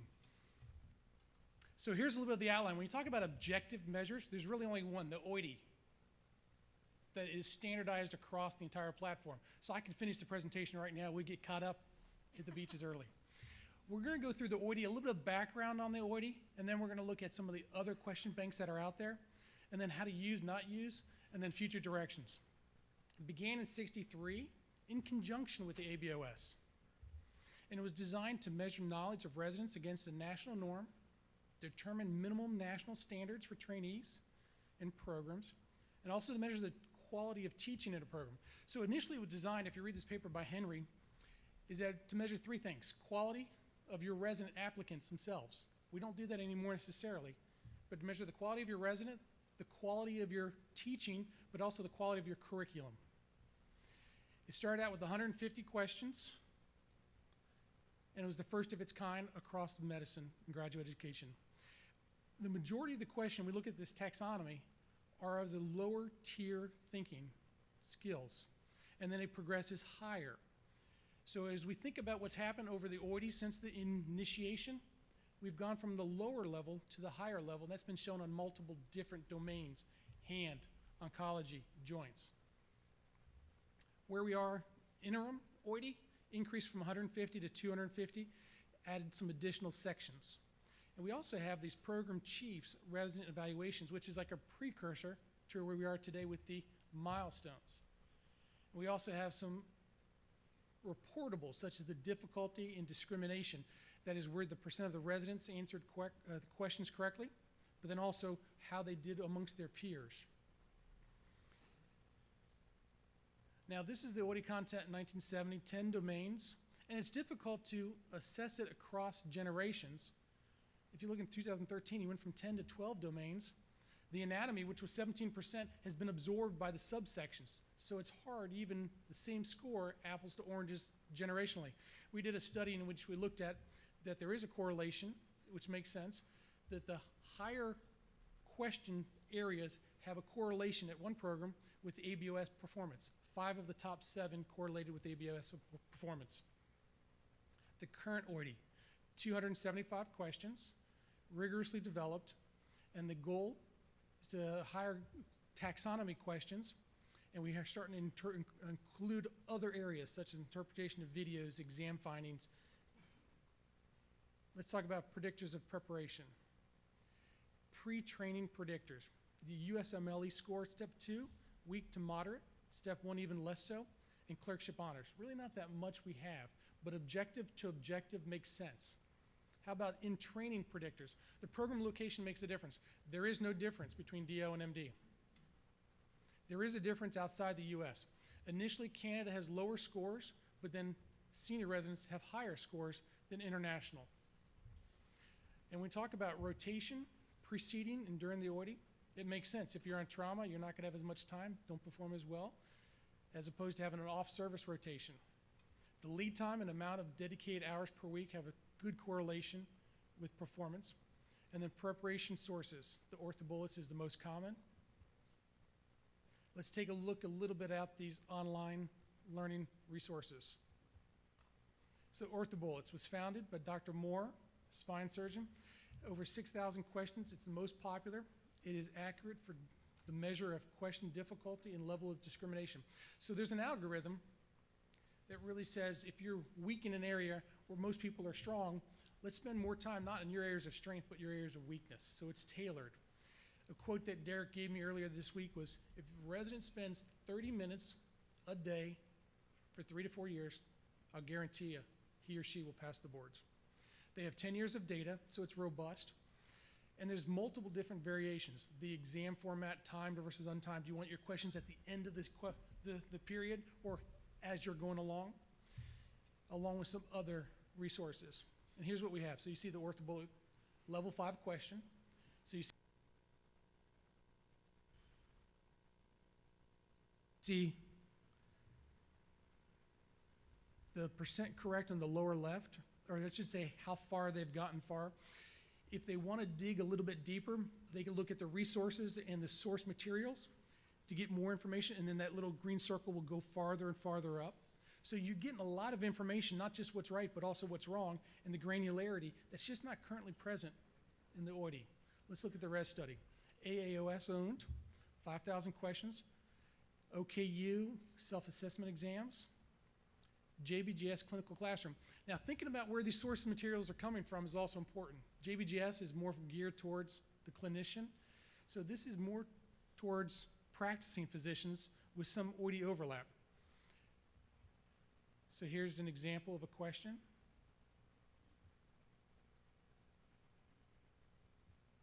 So not as much in the way of resources there. Now, how about the ROC? We've heard a little bit about it, so we're not going to spend time on this. But it includes content experts and a huge amount of material.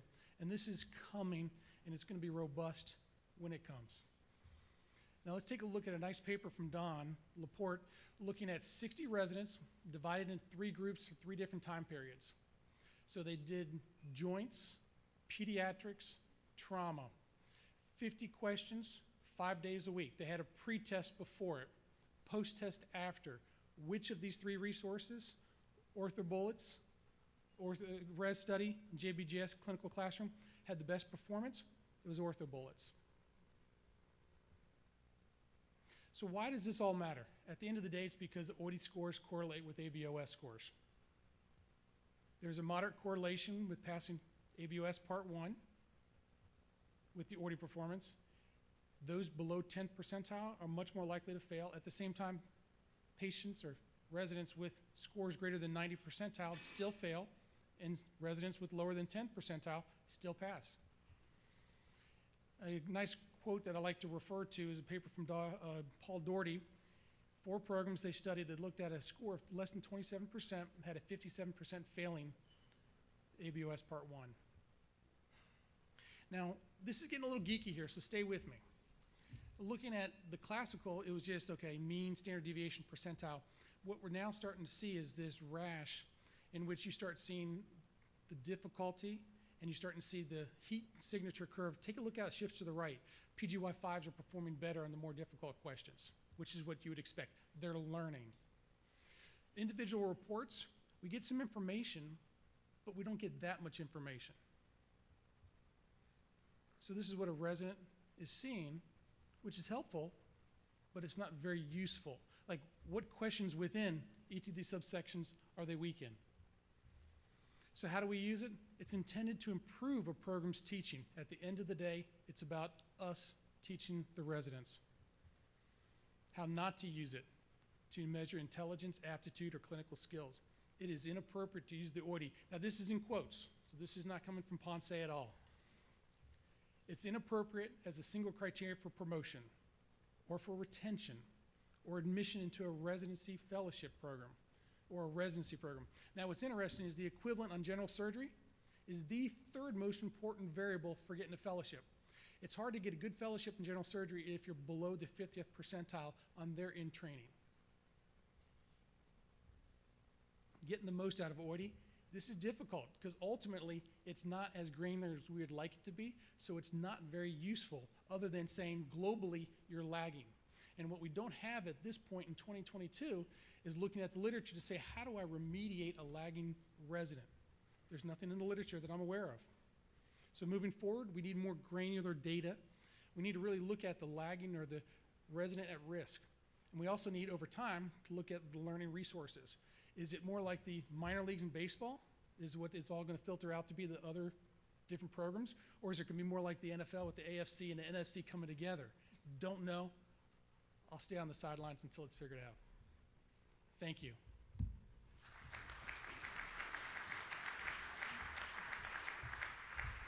Thank you, Brent. Thanks so much. Next speaker is Carol. It's talking about subjective assessment, faculty evaluation of resident. Thank you, Afshin. Hi, my name is Carol. I'm from Sinai Medical Center. And I'm going to talk about how do we assess residents on the subjective realm. So first I want to talk about what the subjective assessment is, why it's still a very important and probably even more important to sometimes than the clinical knowledge that we can get from objective testing, and then how do we perform those subjective assessments, and a little bit into how to give that information back to the residents. So what is a subjective assessment? Unlike something that you can quantify easily, such as a knowledge base, it's complex and qualitative, there's nuance. It's based often on personal opinions, experiences, and feelings. And because of that, it's very difficult to duplicate and verify and have consistency across multiple domains. And it is, because of that, it is heavily associated with bias. And so probably one of the most subjective scales that we're very familiar with on the clinical side is the VAS, which, again, it's very hard for us to duplicate, but sometimes is maybe the most important thing to the patient. And I'm going to talk a little bit about how that may correlate with us and residency assessment. So what are our ultimate goals for residency training? I think we've reviewed it quite a bit earlier today. You want to make sure they have a sufficient fund of knowledge, technical competence, and the ability to pursue ethical, independent practice. Would you trust this person to make decisions about your family member or yourself in the future? And we've developed a lot of methods to try to make that subjective evaluation more objective. So we've got the OITE, Dr. Tatesman talked about the milestones and the surgical skills assessments, but if you look at them in detail, fundamentally, it's still a gut check of would I leave this person alone at different varying degrees of independence. And then if you look at the milestones breakdown, more pages and more volume is dedicated towards these really subjective abilities like interpersonal communication, professionalism, clinical judgment than they are to the actual knowledge and ability to perform a technical skill. And really, what does this all eventually become? Well, we want to know if these patients, these residents can take the ABOS exam part 1 and 2 and be trustworthy examiners. And traditionally, it was the program director who made a decision and said yes or no. And we've tried to move over the last several years of training, several decades of training into, how do we take that gut assessment and break it down into more and more reductive domains. I won't go into too much detail about the milestones, but with this, you have more and more tools to be able to make that more and more objective and quantifiable. But fundamentally, there's always going to be a portion where you have to have a narrative assessment. So that's the feedback, and that is where I think we really need to focus on and not forget in this era of big data, of trying to take these residents and break them down into different elements of what does it mean to become a clinician.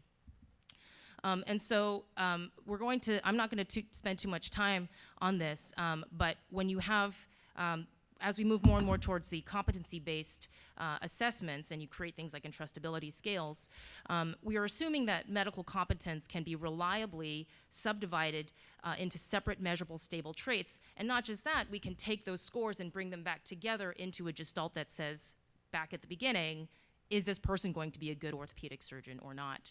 And so you have to be careful that you don't risk this art of judging the gestalt, of judging character and that fundamental yes or no gut check.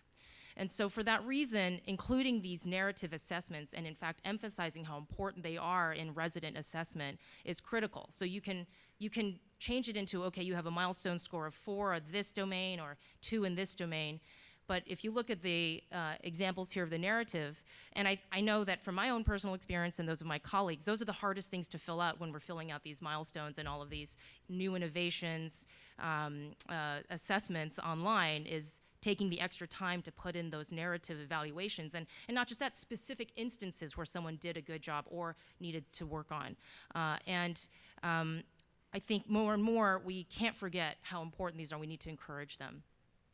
And so how do we improve the reliability of these subjective assessments? Well, it's not just the fact that we want to try to make them consistent with the scales, but also include the narrative of evaluation. But you have to have people evaluating who have spent time with the resident, and I think we see that as a theme as we go through this morning. The number of people who are evaluating the resident, so it's not just the one person filling out the one milestone for that rotation, and then also the heterogeneity of the examiners improves the validity and the reliability of a subjective evaluation, and that also speaks to the importance of diversifying our faculty when we do train these residents, because when it comes to the assessment and keeping that qualitative depth and nuance in the evaluation, but also trying to reduce the bias. And so that heavily relies on, again, the time spent with the resident, the type of people, and not just in terms of racial, ethnic background, but also different professional levels, such as the nursing staff or the clinic staff, not just the MDs evaluating. And as one of the slides that Dr. Tatesman showed, those assessments may be best at identifying the low performers and the people who may need the most help in improving their abilities. And so for that reason, we have our clinical competency committees. It's not just one person giving a thumbs up. It's a lot of people giving a thumbs up from different backgrounds and different abilities. And hopefully they will help provide that aggregate performance evaluation based on those multiple reports that don't just include the milestones and the OITE scores, but also the narrative assessments from the people around them at multiple different professional levels. And so just to talk a little bit about how to get that information back to the resident. Feedback in and of itself can be an entire discussion, but it should be given back to the resident, not just as a report as here are your scores, but here are some specific examples. Here are the comments that people are saying about your performance. And I would argue that those comments are sometimes and probably emotionally a lot more meaningful to the resident and how they're doing as a trainee and as a clinician. Specific events are really helpful. You want to include both positive and negative feedback. We even saw today how important that positive feedback is for people at every level. But you have to create an environment where the resident is receptive to that feedback. And we all know the criticism sandwich isn't particularly helpful anymore. One way to flip that around is utilize people who have a strong relationship to the resident, so those mentorship models, not just at medical school, but within the residency program. And it could be formal or informal. But what we often start with is to allow the resident to give us feedback and how we're doing on the faculty side, on the rotation side. Do you think the rotation could be improved? Are didactics okay? What were your goals for this rotation? Do you think you met those goals? And so give them that ownership of the situation, and then you can change that into, okay, well, I think, agree or disagree, or we can start discussing the things you want to accomplish. And it also shows you where the resident is in their own assessment and what they think is important. And I will guarantee you things like interprofessional communication, which we see as a critical component of professionalism and clinical ability, because we work in teams now in medicine. It's not really the individual anymore. They don't really think of that as a skill, but it is a defined skill that you can think about, evaluate, and improve upon. And I highly recommend that that these happen at a regular interval. So the end of rotation, have a sit down for 15 to 20 minutes and provide them with this information. And so it becomes a natural part of their rotation, not just I do my cases, I log my cases, but then I sit down with the rotation director at the end and have a feedback session. And at least at Cedars, we started that early, and now it's the residents asking us, hey, I didn't get a chance to do my feedback. And I think that encourages that professionalism and personal growth. So in summary, these subjective assessments, as much as reductive as we have become with them because of the volume of information we have to try to evaluate, that narrative still is really important to create that complexity of judgment that we are fundamentally trying to reassure the public that we can produce people who are going to be trustworthy. These holistic judgments and gestalts are really important to maintain, but they need to come from a group of people that are diverse and at multiple different professional levels. And both formal and informal feedback is necessary to create a nice loop so that these subjective assessments can be communicated back to the trainees so that they can continue to improve. Thank you.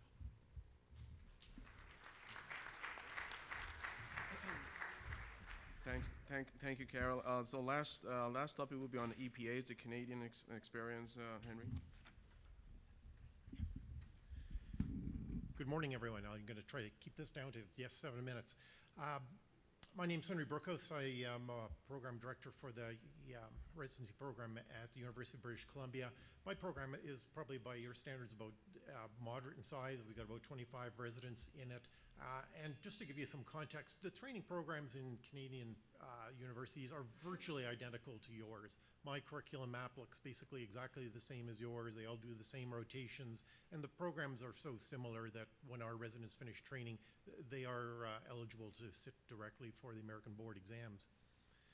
I have no disclosures for this. So what we're going to cover quickly in about 5 minutes is to just give you a brief chat about how the Canadian Royal College competency-based medical education program is structured, talk a bit about what an EPA is, how an EPA is designed, how it's assessed, And then I'm going to give you my perspective on the advantages and disadvantages of EPAs as a means of assessing resident performance.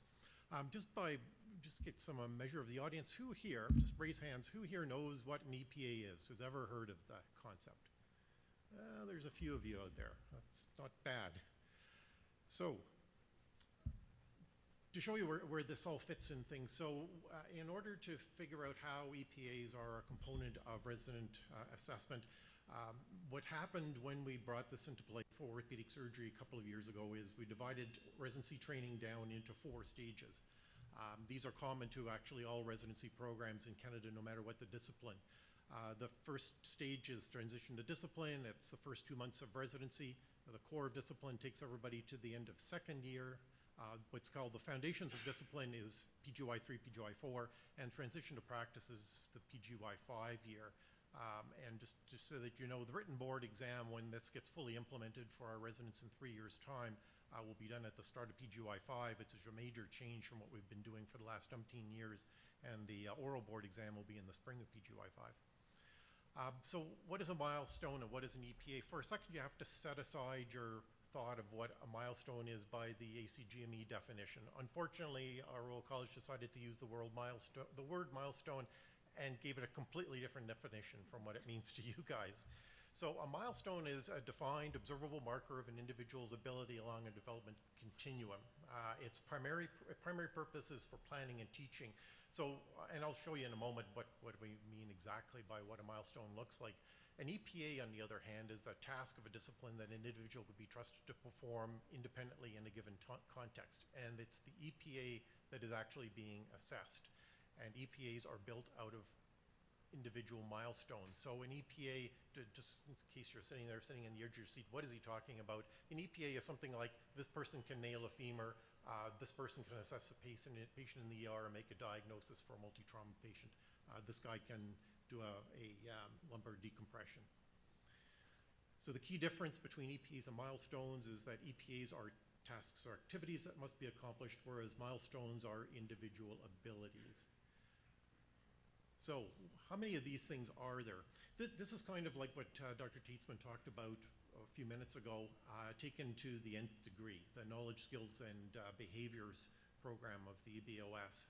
Imagine taking that and distilling the entire program down in an organized fashion to include all of those concepts. So transition to discipline, first 2 months of training has 1 EPA that's associated with it. This is it.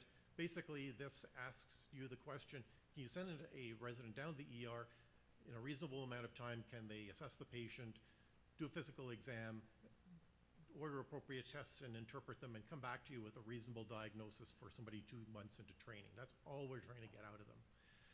Foundations of discipline, this takes them to the end of their PGY 2 year, has got 10 EPAs associated with them, and they're all fairly basic. As far as procedural EPAs are concerned, again, they're fairly basic. Can they do a diagnostic scope?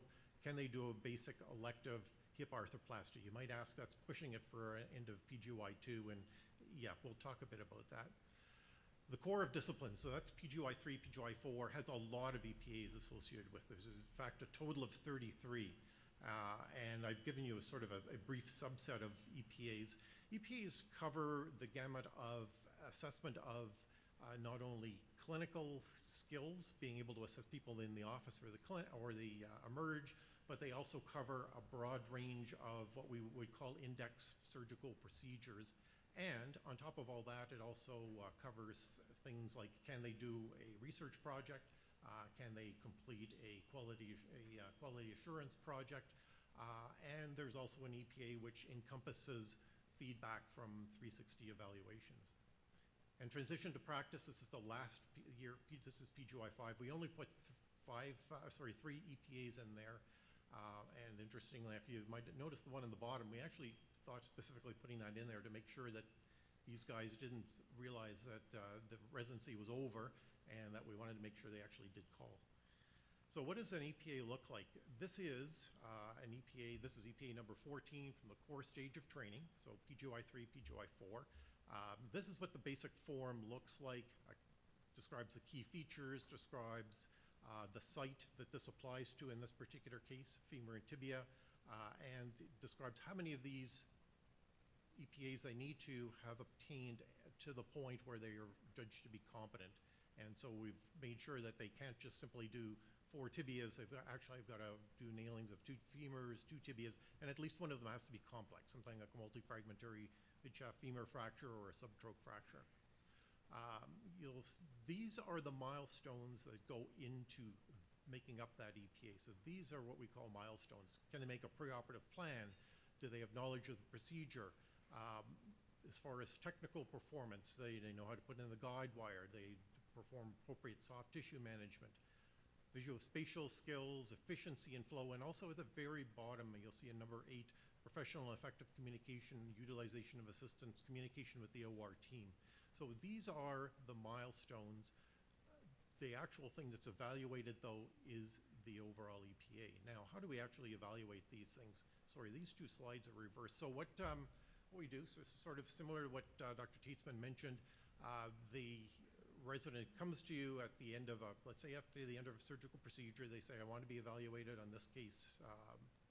This is EPA number 7 at the foundation's level of training. They can either trigger this on their phone and have you fill it out later on a computer.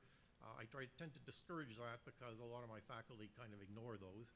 I tell all the residents, get this done on your mobile device in the OR at the end of the procedure and make sure it gets done. So this is what the form looks like pulled up on the mobile phone. The opening screen is for this particular EPA is the one on the left, on the one on the right. There's a brief description on the left.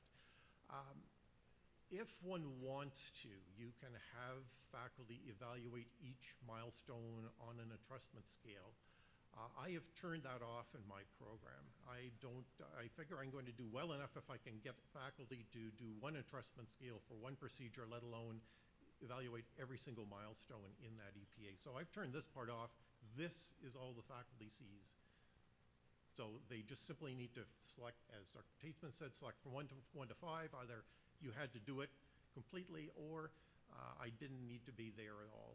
Incidentally, to pass an EPA, we consider it to be sufficient that they scored a level 4, that you said, I just simply needed to be there. I mean, that's a realistic representation of the fact that, most of us have to actually be in the operating room legally. We can't be off somewhere in another building.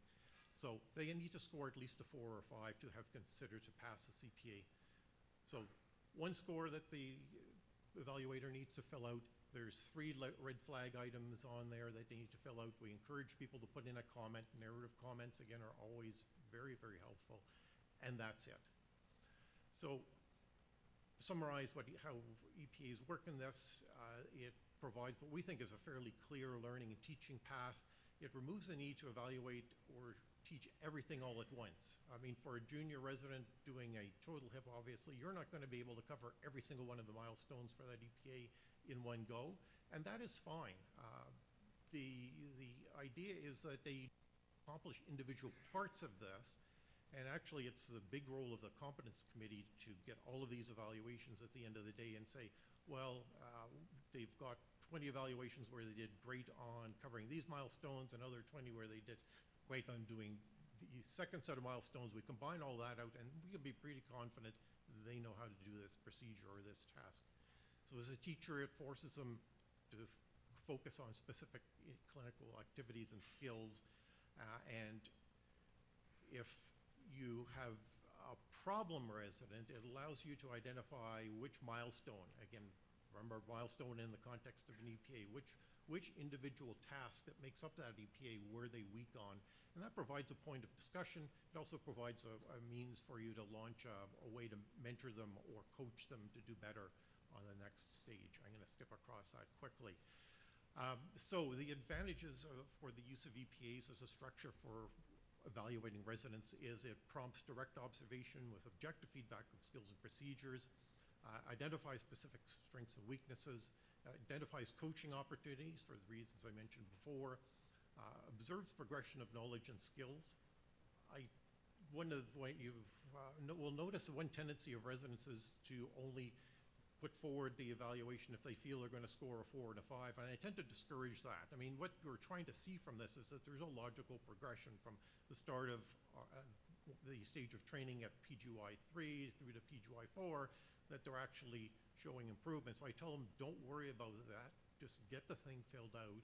And at the end of the day, by the time they reach the end of the PGY4, they should be accomplishing a score of 4 or 5 most of the time.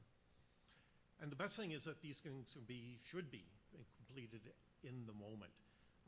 And as I said, it's very easy to complete. There's just a single entrustment scale for them to complete, and it's a skill that you can teach all of your even most jaded faculty to understand when it comes to assessing resident performance. Are there problems? Yes, absolutely.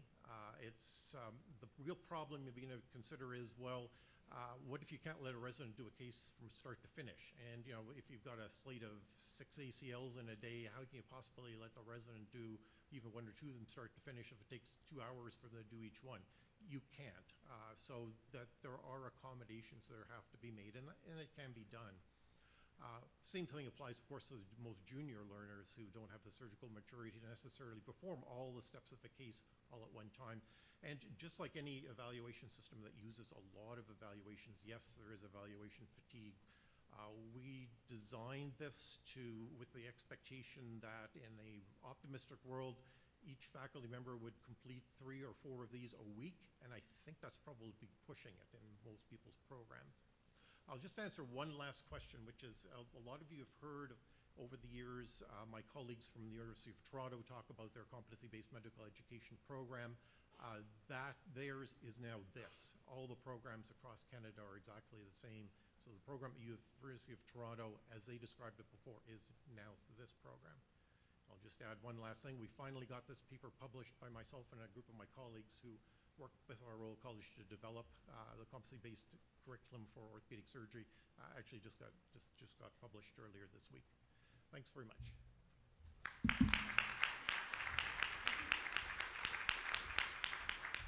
Great, thank you. Thanks for the panel. We have about 3 minutes of questions. Good morning. Keith Kenner from Kalamazoo. I got a question for the panel. If I have a 4th-year resident who is 4.5 in all milestones and has reached all EPAs, can he or she graduate early?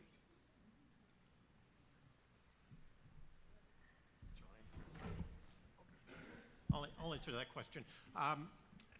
That is the one thing everybody, of course, remembers from all those talks my colleagues at U of T talked about. And they all got the impression that the purpose of CBME was to get residents to be able to complete their training in just 4 years. And indeed, actually, a lot of them did. That is absolutely not really the purpose of this. The expectation is that training is still, for the vast majority of residents, going to be 5 years. I anticipate that in future it probably will be even at University of Toronto, where this was first started. The whole purpose of this is just to get a much better objective idea of how residents are doing, to get beyond the problem we all have of these ITERs that maybe or maybe not get filled in, to give a global evaluation of 3 or 4 months of training, and you really don't know as a program director what is actually going on. So it really is intended to provide a far more granular, far more objective evaluation system. And in theory, yes, they could finish early, but not most cases. So why have we emphasized the temporal aspects of education? Do you want to answer that? I'll answer that. Yeah. I think that's a very good question, and I think my answer to that is that I think we kind of all realize that it basically takes 5 years to gain all of the knowledge, skills, and behaviors, to borrow from the ABOS, to be able to graduate in 5 years. I think really that probably the question should probably be, is it maybe as a result of this going to be clear that training should be longer, actually? I suspect it probably should be in most cases. So that's one thing. And the other thing is a purely practical one, which even our Royal College realizes, which is it's almost impossible to run a training program where you've got some residents are finishing in 4.5 years, some are finishing 4. It's just a realization of the practicality of running a residency program. And one final point to your point, we have a score of 4.5. Do we really know what that means yet? And maybe we have a lot of work to do in this room about what is competency, and does that number equate to that or not? And that's where we keep doing this work, I think we may find Yeah, more I think that's a information. good point, because you bring up the concept of validity of the evaluation of a milestone, right? Which we haven't done yet, I don't think, in my opinion, we haven't. Thank you. Just food for thought. Thanks. Last question. I'll comment to that too. So I'm Ann Van Hees from University of Minnesota, but wearing the hat of ABOS Board of Directors, I think, you know, Lisa did a great job explaining the KSB program, but the goal of the program is a hybrid program. So it's time-based and competency-based. Right now we're entirely time-based, so all you have to do is be living, breathing protoplasm there for 5 years. And so we want to have some, I really liked that comment about you have to be this tall to do this ride. Like you have to be this tall to be able to be an orthopedic surgeon. And we need to have some national standards, and we need to have national standards in knowledge, in skills, and in behavior. So as George said, it's not just knowledge, it's got to be skills, and you got to be a professional. So to be able to have national standards to measure those three and then say you have to be this tall to go on this ride, I think is what we're really doing as a hybrid in addition to the time system that's not going to go away. Great. Thank you so much. Thanks for panels.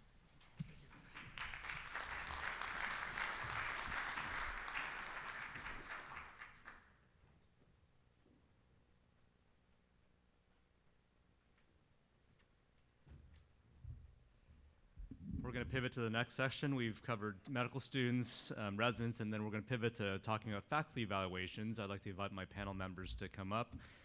I'm Danny Wong-Warwat, Program Director at Loma Linda University. So first up, we have Matt Karam discussing resident evaluation of faculty members.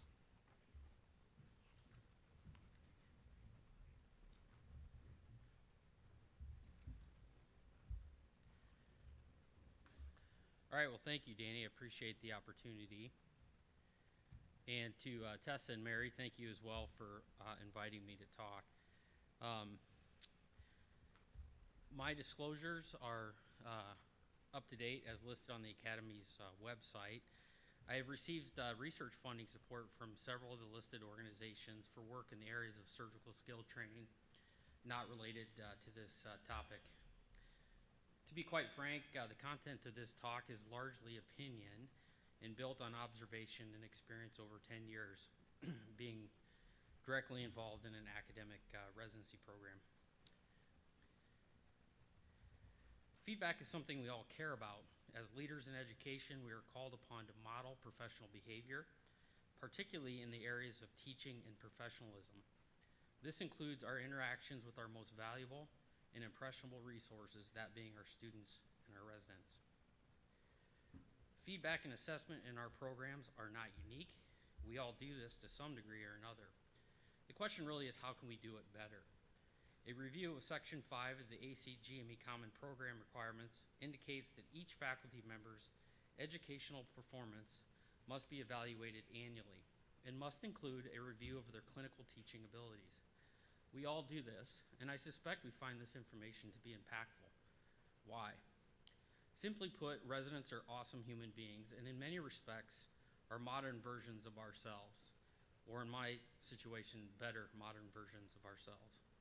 We want to reach them, and we want to teach them, and we certainly value their insights. We probably all think about how resident evaluation can shape our environments a little different. It is often a matter of perspective, and my perspective has certainly changed over the years from a resident to a junior faculty to now as a program director.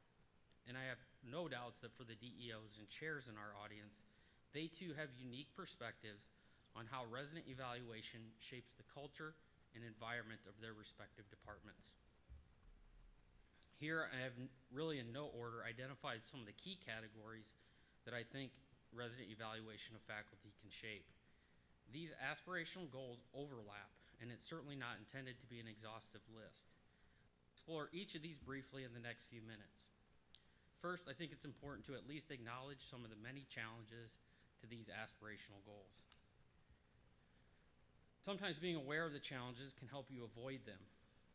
This is the formation of a 50-person human chain off the coast of Florida. At the end of the chain is a swimmer caught in a riptide. Thankfully, this individual was safely pulled ashore and tragedy was averted.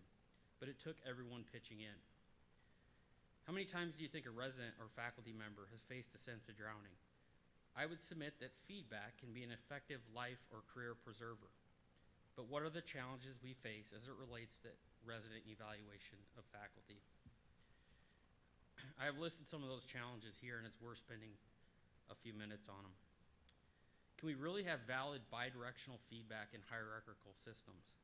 The resident-faculty dynamic is clearly one that is hierarchical. Residents depend on faculty for career assistance, letters of recommendation, assistance with fellowship selection, and of course, job searches, etc. It leads us to question how honest the resident feedback can really be. Do residents really take the risk of calling out or critiquing a faculty member who could in turn help them with their career? Patient care, of course, takes priority. We've all been faced with immense pressure in modern healthcare to not just provide adequate, but perfect care, to be financially viable and to improve throughput for patients. Would faculty be better teachers if they weren't under sometimes immense pressure to improve efficiency or throughput? I think we know the answer. Another challenge to this is limited contact, both with teachers and with learners. And this one is certainly important. It is one that's been obviously exacerbated in the current era of COVID. Do we really know our residents as well as we should? Do they know us as faculty members or how much we care? Like with many things, the value of feedback depends on the number of interactions, evaluations, etc. How do we interpret feedback from a multitude of teaching environments? Some in the OR, some in clinic, some in front of the conference room. Can faculty be outstanding in one area, but terrible in another? I think we know the answer. Perhaps a couple other challenges include a lack of clear universal guidelines for clinical instruction or lack of universal guidelines for assessment. Now understanding some of the challenges, let's step back and review our aspirational goals. First, how can resident evaluation of faculty improve the clinical learning environment? What is the environment that we care about? It's a conducive, if not nurturing, setting for our residents to grow and participate in. It's intuitive that we should use feedback to monitor this environment. I might argue that residents perhaps have the most critical role. At most, residents are participating in our settings for 5 years. Then they move on. Their feedback, however, shapes the environment, the educational and professional behavior norms of faculty members who potentially will be part of that environment for 10, 20, 30 years, or sometimes an entire career. This is a critically important concept and adds to the importance of resident evaluation.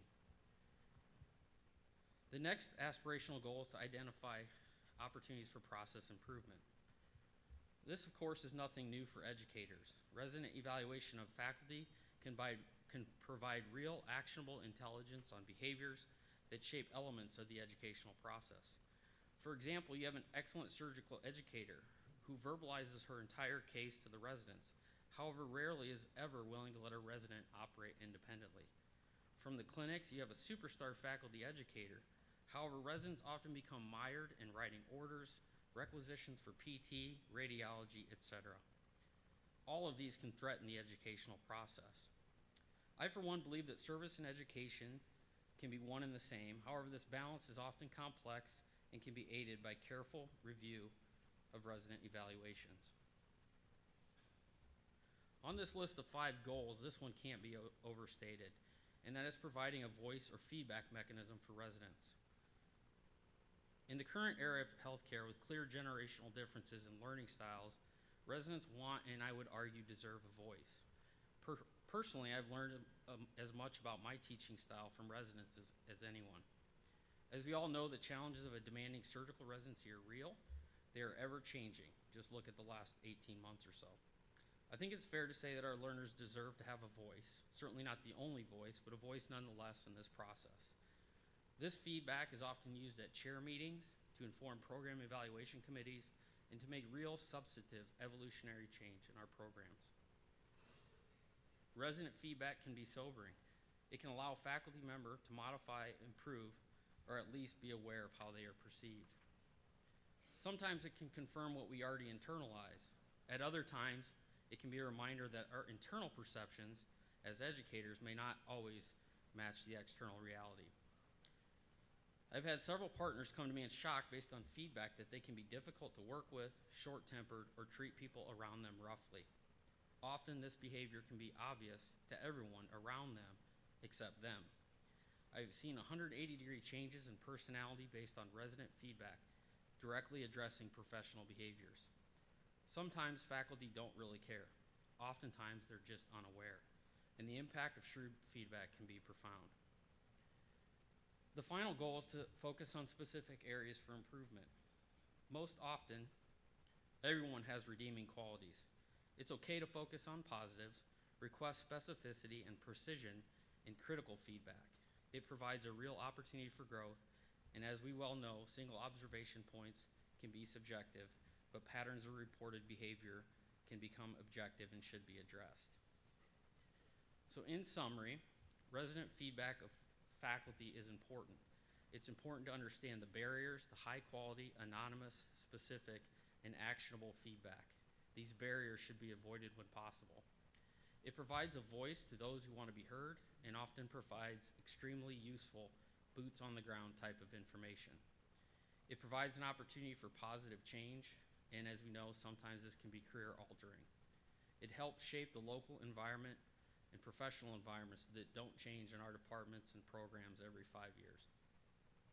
Thanks.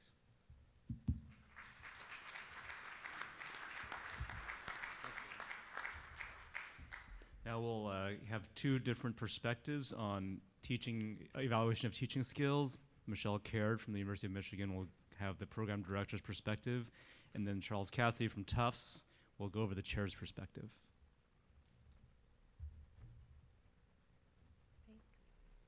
All right, thank you. So we're talking about the assessment of faculty, and maybe there are some best practices that we can share and aspire to.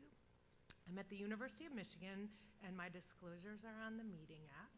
And I'm chair of orthopedics, but I'm also a former program director. So I do have kind of two perspectives on this, but I'd love to present some concepts for us to consider. The first being, we'll look at three. So the first is that the program director and chair goals overlap to a great extent, but I think we can all acknowledge that they're not quite the same. We'll delve into that further, and Dr. Cassidy will go over that even more. Next, we'll talk about the sources of evidence, or where are we getting the truth from when we're compiling these evaluations. And then finally, really important, how you deliver the feedback matters. So real briefly, we'll remember that we have goals for our residents and our residency training program. We want competency and safety from our residents throughout their training and upon graduation to their individual practice. And when we look even more focused, I made a list here. We could probably add more things, but that from the program director perspective, when we're getting to evaluate teaching, we want to help the faculty improve their teaching because that can help our learning environment. It can help the residents' feeling of the faculty engagement. It helps our residents pass their boards. It helps them get great fellowships and jobs. And then to complete the cycle and start again, it helps the programs to again attract great residents. So when we're thinking about this and we're trying to design these evaluation tools, Dr. Lin talked about it earlier, Dr. Karam just spoke about it. There are some really important details in how some of these scales are created. And it's very important that stakeholders, all stakeholders, are part of developing these scales so that they really are meaningful and really take the evaluations to heart. After that, we have to measure these in a very meaningful way, and then the final part of the recipe is deliver the development. I think it's important for us to remember the kind of teaching environment that we live in. We have a cognitive apprenticeship model is one really great way to think about it. And in such, there's learning through guided experience, and you may all be familiar with the steps through that. And then equally important to achieving all those steps is really that this should be done in a safe environment. I'm going to move us to think about the sources of evidence. So we heard a great discussion of evaluation of the teachers by the residents, and that is truly our main source of information, and very necessary. But as Dr. Lin pointed out earlier in the evaluations of faculty of residents, this is necessary, but it's not sufficient to create that well-rounded evaluation. These can be incomplete. They can be open to bias. I'd suggest that in a very homogeneous workforce, that those who are underrepresented really can be open to bias there. So, and we don't always teach our residents how to effectively complete the evaluations. And there are some things that they cannot effectively evaluate in their teachers. For example, a second-year resident may not be able to evaluate the fund of knowledge of their teacher. So we need other sources to help us with that. So in essence, different measures capture different attributes and behaviors that we're going for, and combinations of these sources are really provide the best evaluation. So we talked about resident evaluations. What else is on the list? Self-assessment is really important. There have been multiple studies on this. Self-assessment often lags behind or is below the assessment of the residents in many studies. Here are some other really important, maybe a little bit more time and resource consuming, but can be very important. So peer observations of teaching sessions, review of materials by peers, and then one that is really great, we have the opportunity to engage in this at University of Michigan, is that we have a group of educators who have been trained in and offer to come and be an observer in a clinic setting or an operative setting, and then provide feedback on the teaching. And that can be done in person or in a tape by video. So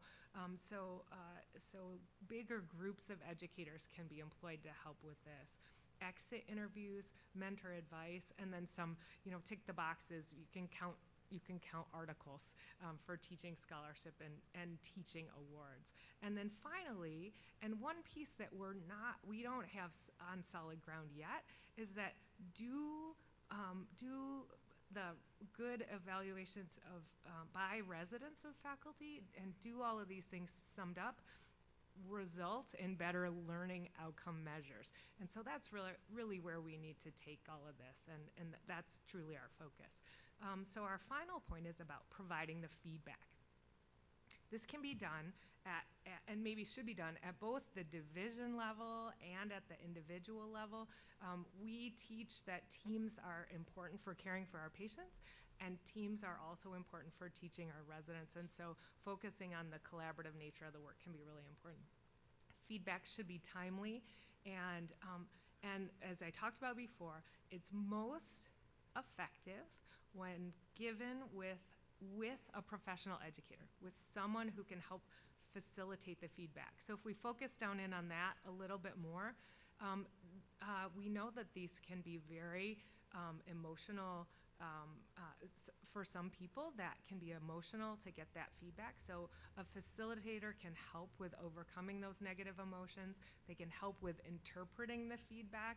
We all know that there are some people who are going to be super literal about everything, and maybe having someone else there to facilitate that can be helpful. They can help engage in reflection. And then the important thing to get at is that we want those the learning goals for the teacher to be set up, and we want help in developing a plan and then putting the feedback into action. So again, just those things to remember, that we have to set the goals and we need to do it together. We need multiple, not single sources of evidence. And then finally, the way that we set the delivery of this feedback really matters. That's it. So thank you.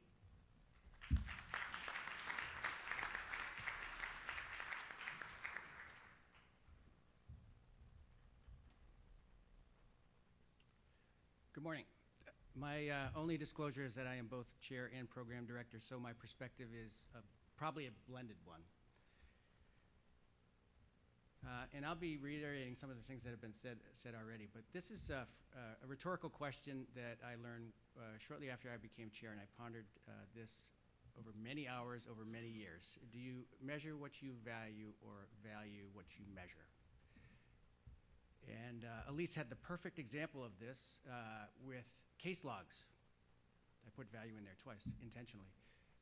And that is, we measure case logs because we're required to do so, but do they accurately reflect resident education or preparedness for practice? We're reconsidering it, sounds like this morning, and this is fantastic. But where do these intersect? And the stark reality is this: no margin, no mission. This is my chair hat. No doubt there is a natural tension between the educational mission of the medical school or program director and the business mission of the hospital system. But the reality is that hands-on resident education is a byproduct of clinical activity. We have to acknowledge that, and the reality is for most teaching programs, clinical revenue supports critical elements such as lab coats, subscriptions, books, stats fees for research, registration, travel to meetings, review courses, simulation, food, graduation, program coordinator, or program director, FTE. We need the dollars to support these, and it's especially important in small programs where it's coming out of our operating budget. So an important question is how are chairs evaluated? And keep this in mind, if you're ever asked an inane request from an administrator, ask, what are your goals? What are your assigned goals for the year that are financially linked? Why are you asking me this question? But think about it, retention, revenue, program growth, cost containment, quality and safety, patient access, patient satisfaction, physician satisfaction, extramural research funding. And I think it's a fair question to ask, how am I evaluated?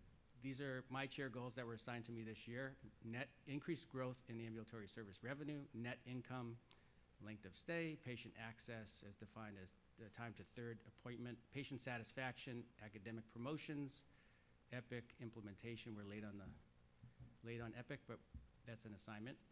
Physician resiliency score and leadership diversity in new hires. And I'll highlight academic promotion. So we have no financial link to Tufts University. So what is the value of a promotion? It's really internal to me. You know, people, then it's a subset, I would say, of the group that really is interested in promotion and what that means to them. Problem children. One other point is that you can't keep a secret from residents, especially in small programs. So these become public, and we talked about knowledge, skills, and behavior, and that's so important in residency. It's important in practice, especially the behavioral part, that really becomes highlighted. So the division chief indifferent to fostering growth of new faculty, which results in loss of faculty. A joint surgeon fixated on technical revenue from his surgery. His cases generate more money than anyone else. The reality is that's short-lived with the move toward ambulatory joints. Sorry about that. Surgeon, high complication rate who is universally adored. Always on the delinquent list. That's one of my biggest frustrations. Late with notes, late with signatures, and HR nightmare. And these are all public, and they have to have, in order to stay healthy, they have to have a public response. The details can be kept private. So what do I value? Citizenship, people who get along with each other, competence, role models, strong work ethic, but work-life integration as well, and getting to know the families of the faculty members. Role players, we need workhorses, we need leaders, eternal optimists are the best, teachers, researchers, and innovators. And how do I measure them? We have biannual one-on-one meetings, the metrics, of course, the numbers. what we measure: revenue, volume, patient access, M&M, length of stay, teaching and research portfolio, faculty development activities, Press Ganey, resident evals of faculty. So there's no doubt that there is a natural tension between the educational mission of the medical school program director and the business mission of the hospital or chair. And for me, the most common source of angst is time for unfunded research and non-clinical teaching. You may resonate with many of you. But in reality, the department chair and program director are almost always totally aligned on what they value, although the terms may be different, such as revenue versus case minimums, or complications versus quality improvement projects. Thank you.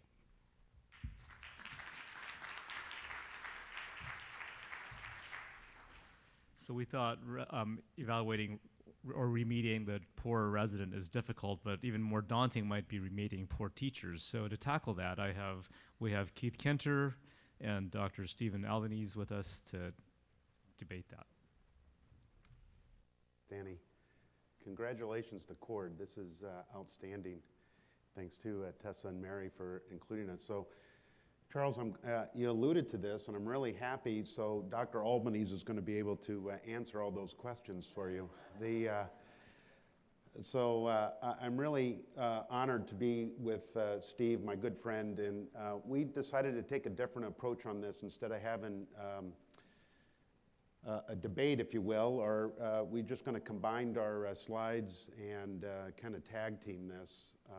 Nothing personal, neither of us have anything to disclose, but we are both ex-resident directors and currently chairs of departments. So when I started putting this charge together, this topic, I really started thinking, what's the difference between a poor faculty member or a bad faculty member? So I did I just did a survey with our program directors and our chairs, and you can see the numbers are different. So I included not only our dean in this, but I also included some of our chairs of the basic sciences. And I asked them to define a poor faculty member and a bad faculty member. And you can kind of see what the results are in the survey. There's a lot of consistencies. The common theme of a poor faculty member from the program directors was really an individual that may not be good at something but is wanting to improve. And I think that was fairly consistent with the chairs. What I think is interesting is the bad. The program directors felt they were either lazy, just didn't care, had a bad attitude, no desire to improve as an individual.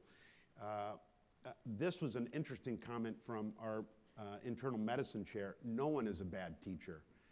There may be systems-based or just a poor fit, or the goals aren't in a line.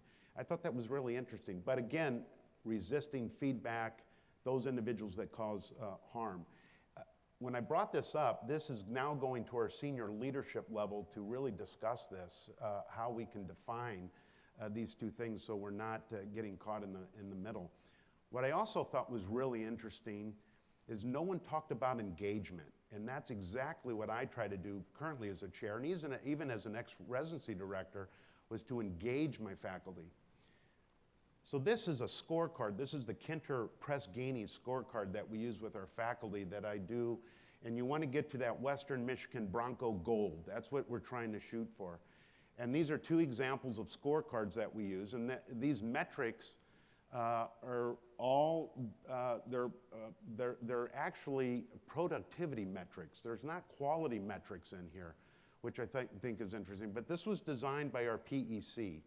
And these are ways just to try to engage faculty. And you can see the card on the left may be considered a poor score, a lot of red.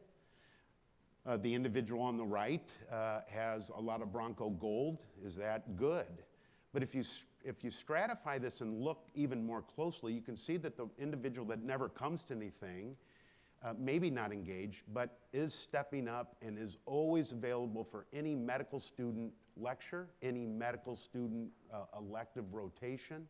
So maybe this is an individual that we want to use to help us with the medical student education process. How do we get those medical students engaged in orthopedic surgery? Clearly, the individual on the right is a rock star, and I'll be more than happy to disclose if anybody wants to ask. Do we use this as a carrot or a stick? This is what's interesting. We all hear this. We didn't go into this, certainly not academic medicine, because of the money. Make no mistake. Annually, we talk about the money when we use this. I use this to make the individual better.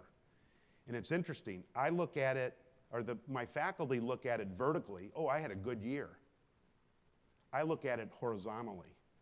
So I'm trying to improve that individual in all aspects of what our PEC considers important. And it's a really interesting conversation. And I will tell you, my experience has been with my faculty, if they feel valued, the conversation about the cash they get is less.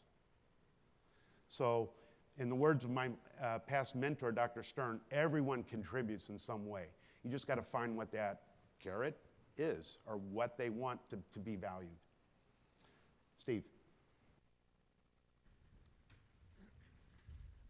Just a couple of introductory comments, just reinforcing the importance of alignment between the chair and program director. Now, the 21 years I served as chair and program director, the alignment was great. but since I recently transitioned to another program director, there has been value to that. I mean, we are still very, very well aligned on things, but there are clearly, it has been pointed out very well here, there are some clearly different ways that each person is measured, and there are differences in the roles. But the importance of alignment is ultimately the chair has the responsibility to manage the faculty, and the faculty is really key to the education program. Now, our section was supposed to be remediation, and when Keith and I talked about this, there's no simple answer to remediation. We all come from different systems, different motivating factors. There are a lot of influences on what makes people good or bad teachers. So what we decided to do is to go through a list of things that what motivates people to teach, what are some of the obstacles, identify some of the issues, and then hopefully have time for feedback from the group. But we won't be able to give you an absolute answer for your system. So I looked at this, what motivates people to teach? Some people are just individually motivated. They're passionate about teaching. It's something that they love. Some people it's a personal development thing. They want to keep up to date on the profession. They find it very motivating to teach. Some people get the rewards of having a faculty position. I had a faculty member that wanted to be promoted, mostly so he could testify in front of Congress as a full professor, or be involved in defense in court. So there are different things that motivate people from a personal level. Some people sincerely desire to give back to the profession. There are clinical motivations too, and you'll see some of these are contradict when I go to obstacles, but some people find residents of great assistance in their practice. They provide floor coverage, ED coverage, they provide competent assistance in the OR, and they can document things in clinic. And there are financial factors promoting teaching. Some departments have a reward scale that rewards teaching, and it's a point scale, and you get financial rewards. Some departments do it in the opposite. There's a line of money assigned to the individual, and if you don't meet the teaching goals, you don't get the money. There is also the opportunity for increased clinical productivity. Some people find that they can see more patients in clinic with the residents. They get assistance with documentation. And in some circumstances, and we'll talk about how the opposite circumstance also exists, I guess it depends on how you're doing it. Some people find it efficient in the OR. They can run 2 rooms. They can have a resident in one room and an APP in another, and they can go back and forth and make them really efficient. But what are some of the obstacles? Well, taking the other side of this issue, there is decreased clinical productivity. Often if you're doing this job very thoroughly and conscientiously, you have to take time for teaching in the clinic, allowing the resident to do more in the OR, the resident that can't do it quite as fast as you can. And it takes, you have to take time away if you're assigned to give a conference or do bioskills or something, so you get time away from your clinical activity. And then Personal, some people just have no interest, and they don't have the right personality for it, and they don't have great teaching skills. And we honestly have relatively few formal education programs that teach us how to teach. And in many institutions, there are limited faculty development programs. So what do you see? Keith is going to, just a few seconds, lead a little discussion on some problem people, but you see all types of things, mostly drawn here on my personal experience. I think I've had to deal with all of these. The attending that allows minimal participation, doesn't do any dialogue or discussion with a resident. Then the opposite, the attending that is nowhere near the room, and the resident just runs the whole case. We have had faculty members that publicly demean residents for errors. You have to deal sometimes as a chair with attending with marginal surgical skills or questionable practice ethics. You have attendings that skip conferences or show up unprepared, and the resident that completes the notes in clinic but gets minimal teaching. So I think everybody's going to leave here thinking that all my faculty members don't do anything, but so I will. But when you're at this long enough, you deal with a multitude of issues, and so I'll turn it back over to Keith. Thanks, Steve. So in the spirit of engagement, I'm going to walk the floor here. And since we're in Chicago, I'll play Phil Donahue. So you younger folks that don't know, maybe if someone, Danny, can you hit the next slide? So our first example is going to be the, yes, I will call on you. The first example is the untouchable, right? We've all had this. This is the rock star, right? The individual that is a high RVU surgeon. So we're on the mission, or we're on the margin aspect here, right? But not driving the mission. Large contribution of financial margin of the department. Really is not engaged. Doesn't come to conference, right? Fails to attend conference that he's supposed to attend. This is the service over education individual. We've all dealt with it. So how have I handled it? I've handled it two ways. I've handled it as a residency director. This might be one where it's a high volume individual. I'll put maybe a younger resident in there so they're getting their reps in the clinic and they're seeing a lot. They're not operating, but they're seeing a lot of things. Steve, how would you handle this individual? Similarly, Charles pointed this out, it really can have a financial impact on the department. This person is really, this is the 25,000 WRVU person who's running 2 rooms very quickly. And I have, in this circumstance, have really had to sit down with people, talk to them about it, and in extreme cases have had to say you're just not going to get the coverage if you can't be more engaged in the education. Trent Guthrie, you're a residency director. Do you sit down with this individual and talk to him, or you just, Chair, you deal with it? I can't deal with it. Yeah. Here, I've got a mic. That's a big struggle. And from a program director standpoint, I don't have a lot of levers, and maybe it's different at different institutions, but my only major lever is I'm going to give you a resident or I'm not going to give you a resident.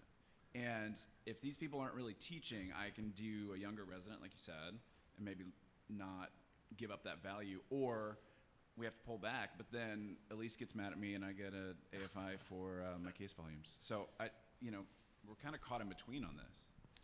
Yeah, so in the words of Mother Teresa, I would argue, Charles, no mission, no margin. So it is full circle. Can I offer a different absolutely. angle? I would say put the most senior resident with that person. And that is because the resident in the OR, I'm talking about, in the OR, a junior resident will get nothing out of that experience, right? But a PGY5, especially if they're going into that subspecialty, will get a lot out of it. So they have the perspective and they can watch the expert do the surgery. So I think it's a very important point, pairing up, because we're assuming that everyone has equal skill in all aspects of teaching, and they don't. Absolutely not. Their motivations are different. Right. The challenge I had with that is that senior resident doesn't want to do all the emergency room coverage when that faculty's on and the floor coverage, right? Historically, it's always kind of downhill flow, right? You're the chair, you can hire a PA to do some of that. Exactly. Next slide. Oh, Danny. Yeah, I we was doing wondering okay? if we have about 5 minutes. If Yep. we can kind of make this part of the discussion as well. There's I think Terry wants to make a comment too. Terry? and-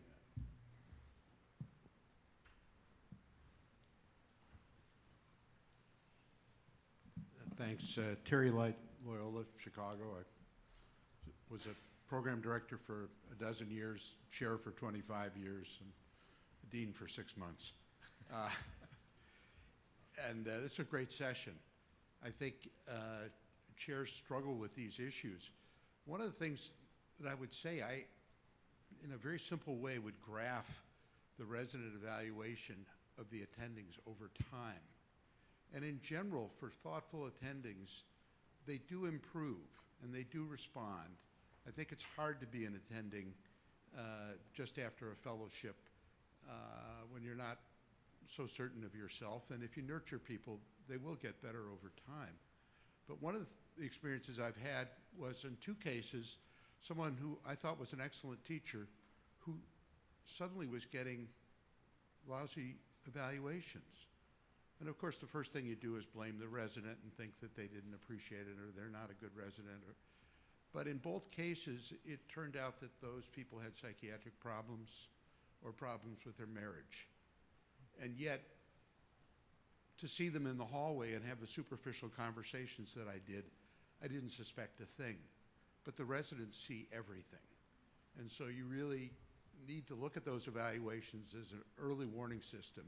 And when you see a faculty evaluation that's not where it consistently has been in the past, you need to really look at that. That's just a word of warning. Yeah, Dr. Light, I think that's an incredible, insightful point. We do that with our residents, right? When we see a resident that is now outside the box for some reason or deteriorating, we immediately, what's the personal situation? What are your stressors? We tend not to do that as much with faculty, do we? Right, and Yeah. I'll tell you the other thing, as a dean, deans look at the graduation surveys. I don't think in orthopedics we pay that much attention to it, but when a medical student graduates from medical school in the United States, they fill out an anonymous survey that is incredibly detailed and has very specific comments on clerkships. And I looked at those surveys as they pertain to one department, and we made a whole major section that was a huge moneymaker for the hospital, a non-teaching service. And the chair knew that they needed new personnel on that service. Yeah. So I think there are times when you have to pull the plug on programs and make the tough decision. And there may not be a simple solution about rearranging the deck chairs. Great, thank you. Keith, Do we- do you do want we have time, or we're done? Can we run through the next in 1 Yeah. minute? I guess in 1 minute. So this one's a no-brainer, right? This is the unethical care, wrong indication, skips less. That's a completely different conversation. That's, to me, if somebody's committing fraud, if they're billing and not in the OR, that's a no-brainer. That goes to the chief of staff, and that's a different kind of problem. But if we go back, I think this is another one that we deal with, and this links in with our resident evaluations. What do we do, and Steve brought this up, what do we do with the individual that's loved by all but needs that resident to get through the case? Residents love this individual. They let me do the surgery, right? So Steve Frick, how would you handle this individual? You're next chair and you're next residency director. What do you do with the one that is cherished by everyone but needs help? So usually people that are cherished by everyone are cherished because they care and they want to be a good teacher. And so I haven't found that person to be the most difficult because they're easier to have a cup of coffee with and talk about setting expectations and giving them feedback in a caring way that's empathetic and say, you know, I think if, most humans want to be liked by other humans, and when you share with them that they are beloved, you can change, often those are the people that I think are most responsive to that feedback, and it's a blind spot that they just haven't appreciated. But, I love that. I think taking somebody to the coffee shop to have that conversation is a lot different than me sitting behind my desk and having that conversation. So the setting of conversation is important too. Great, thank Thanks. you. I'd like to thank my panel members for this engaging discussion. I'd like to turn the time over to Dr. Ballich for some clicks. Fantastic. Thank you, everyone, for your engagement. Thanks, man. This is always a You coming to jam-packed Are session. you getting our Just a couple of, I wanted to give a quick update as relates to some of the work we've been doing around residency recruitment. Send me your email. I wanna make Congratulations sure you all get on your our very alumni successful stuff. matches. Keith, you your know, mic hands- is still on. Keith, your mic's still on. Hot mic, hot mic. So we as CORD and the CAC certainly have recognized all the challenges that have been happening in the selection process over the last few years. We've been releasing guidelines and consensus statements, as you've been aware. Knowing that the next sort of cycle was coming up on us quickly, we put together some work groups to try to have some conversations about many of those areas, and I want to just run through those real fast for you. Nikki Schroeder led our student advising group, who's working on creating some online repositories for career advising resources. Brian Scannell led our away rotation group, which turned out to have not so much to do when the AAMC removed their limitations on away rotations. Danny, on behalf of the Education Subcommittee, has been working to make iterative improvements to both Orrin and the East floor, so more news to come on that. The work group test with application limits really recognized that while we're not able to impose hard limits on applications, a signaling system may be beneficial, may be a beneficial way for us to communicate, or for the applicants rather, to communicate their interest. This group was led by Trent Guthrie, and they have recommended that we do a pilot of signals, and probably using a much larger number of signals than anyone else has in the past. And that group is currently seeking approval with the AOA Executive Committee to determine whether or not we're going to partner with ERS on these efforts for the coming year with the use of their supplemental application. So please be on the lookout for CORD report emails and communications about the final determination and what that means for us as a specialty. The supplemental applications group, led by Paul Doherty, certainly supports the use of supplemental information in the applications, and we're currently determining whether or not ERS is going to be able to partner with us in a customizable fashion. Universal Offer Day, which we know has been around for a few years, is going to continue with additional refinements. And then our work group on interview limits, certainly we don't have the technical capacity to consider that at this time, but it's something that we're actively thinking about how to help to just make the system a little bit more manageable for everyone. And then last but not least, Matt Karam has been tasked with working on our interview in-person.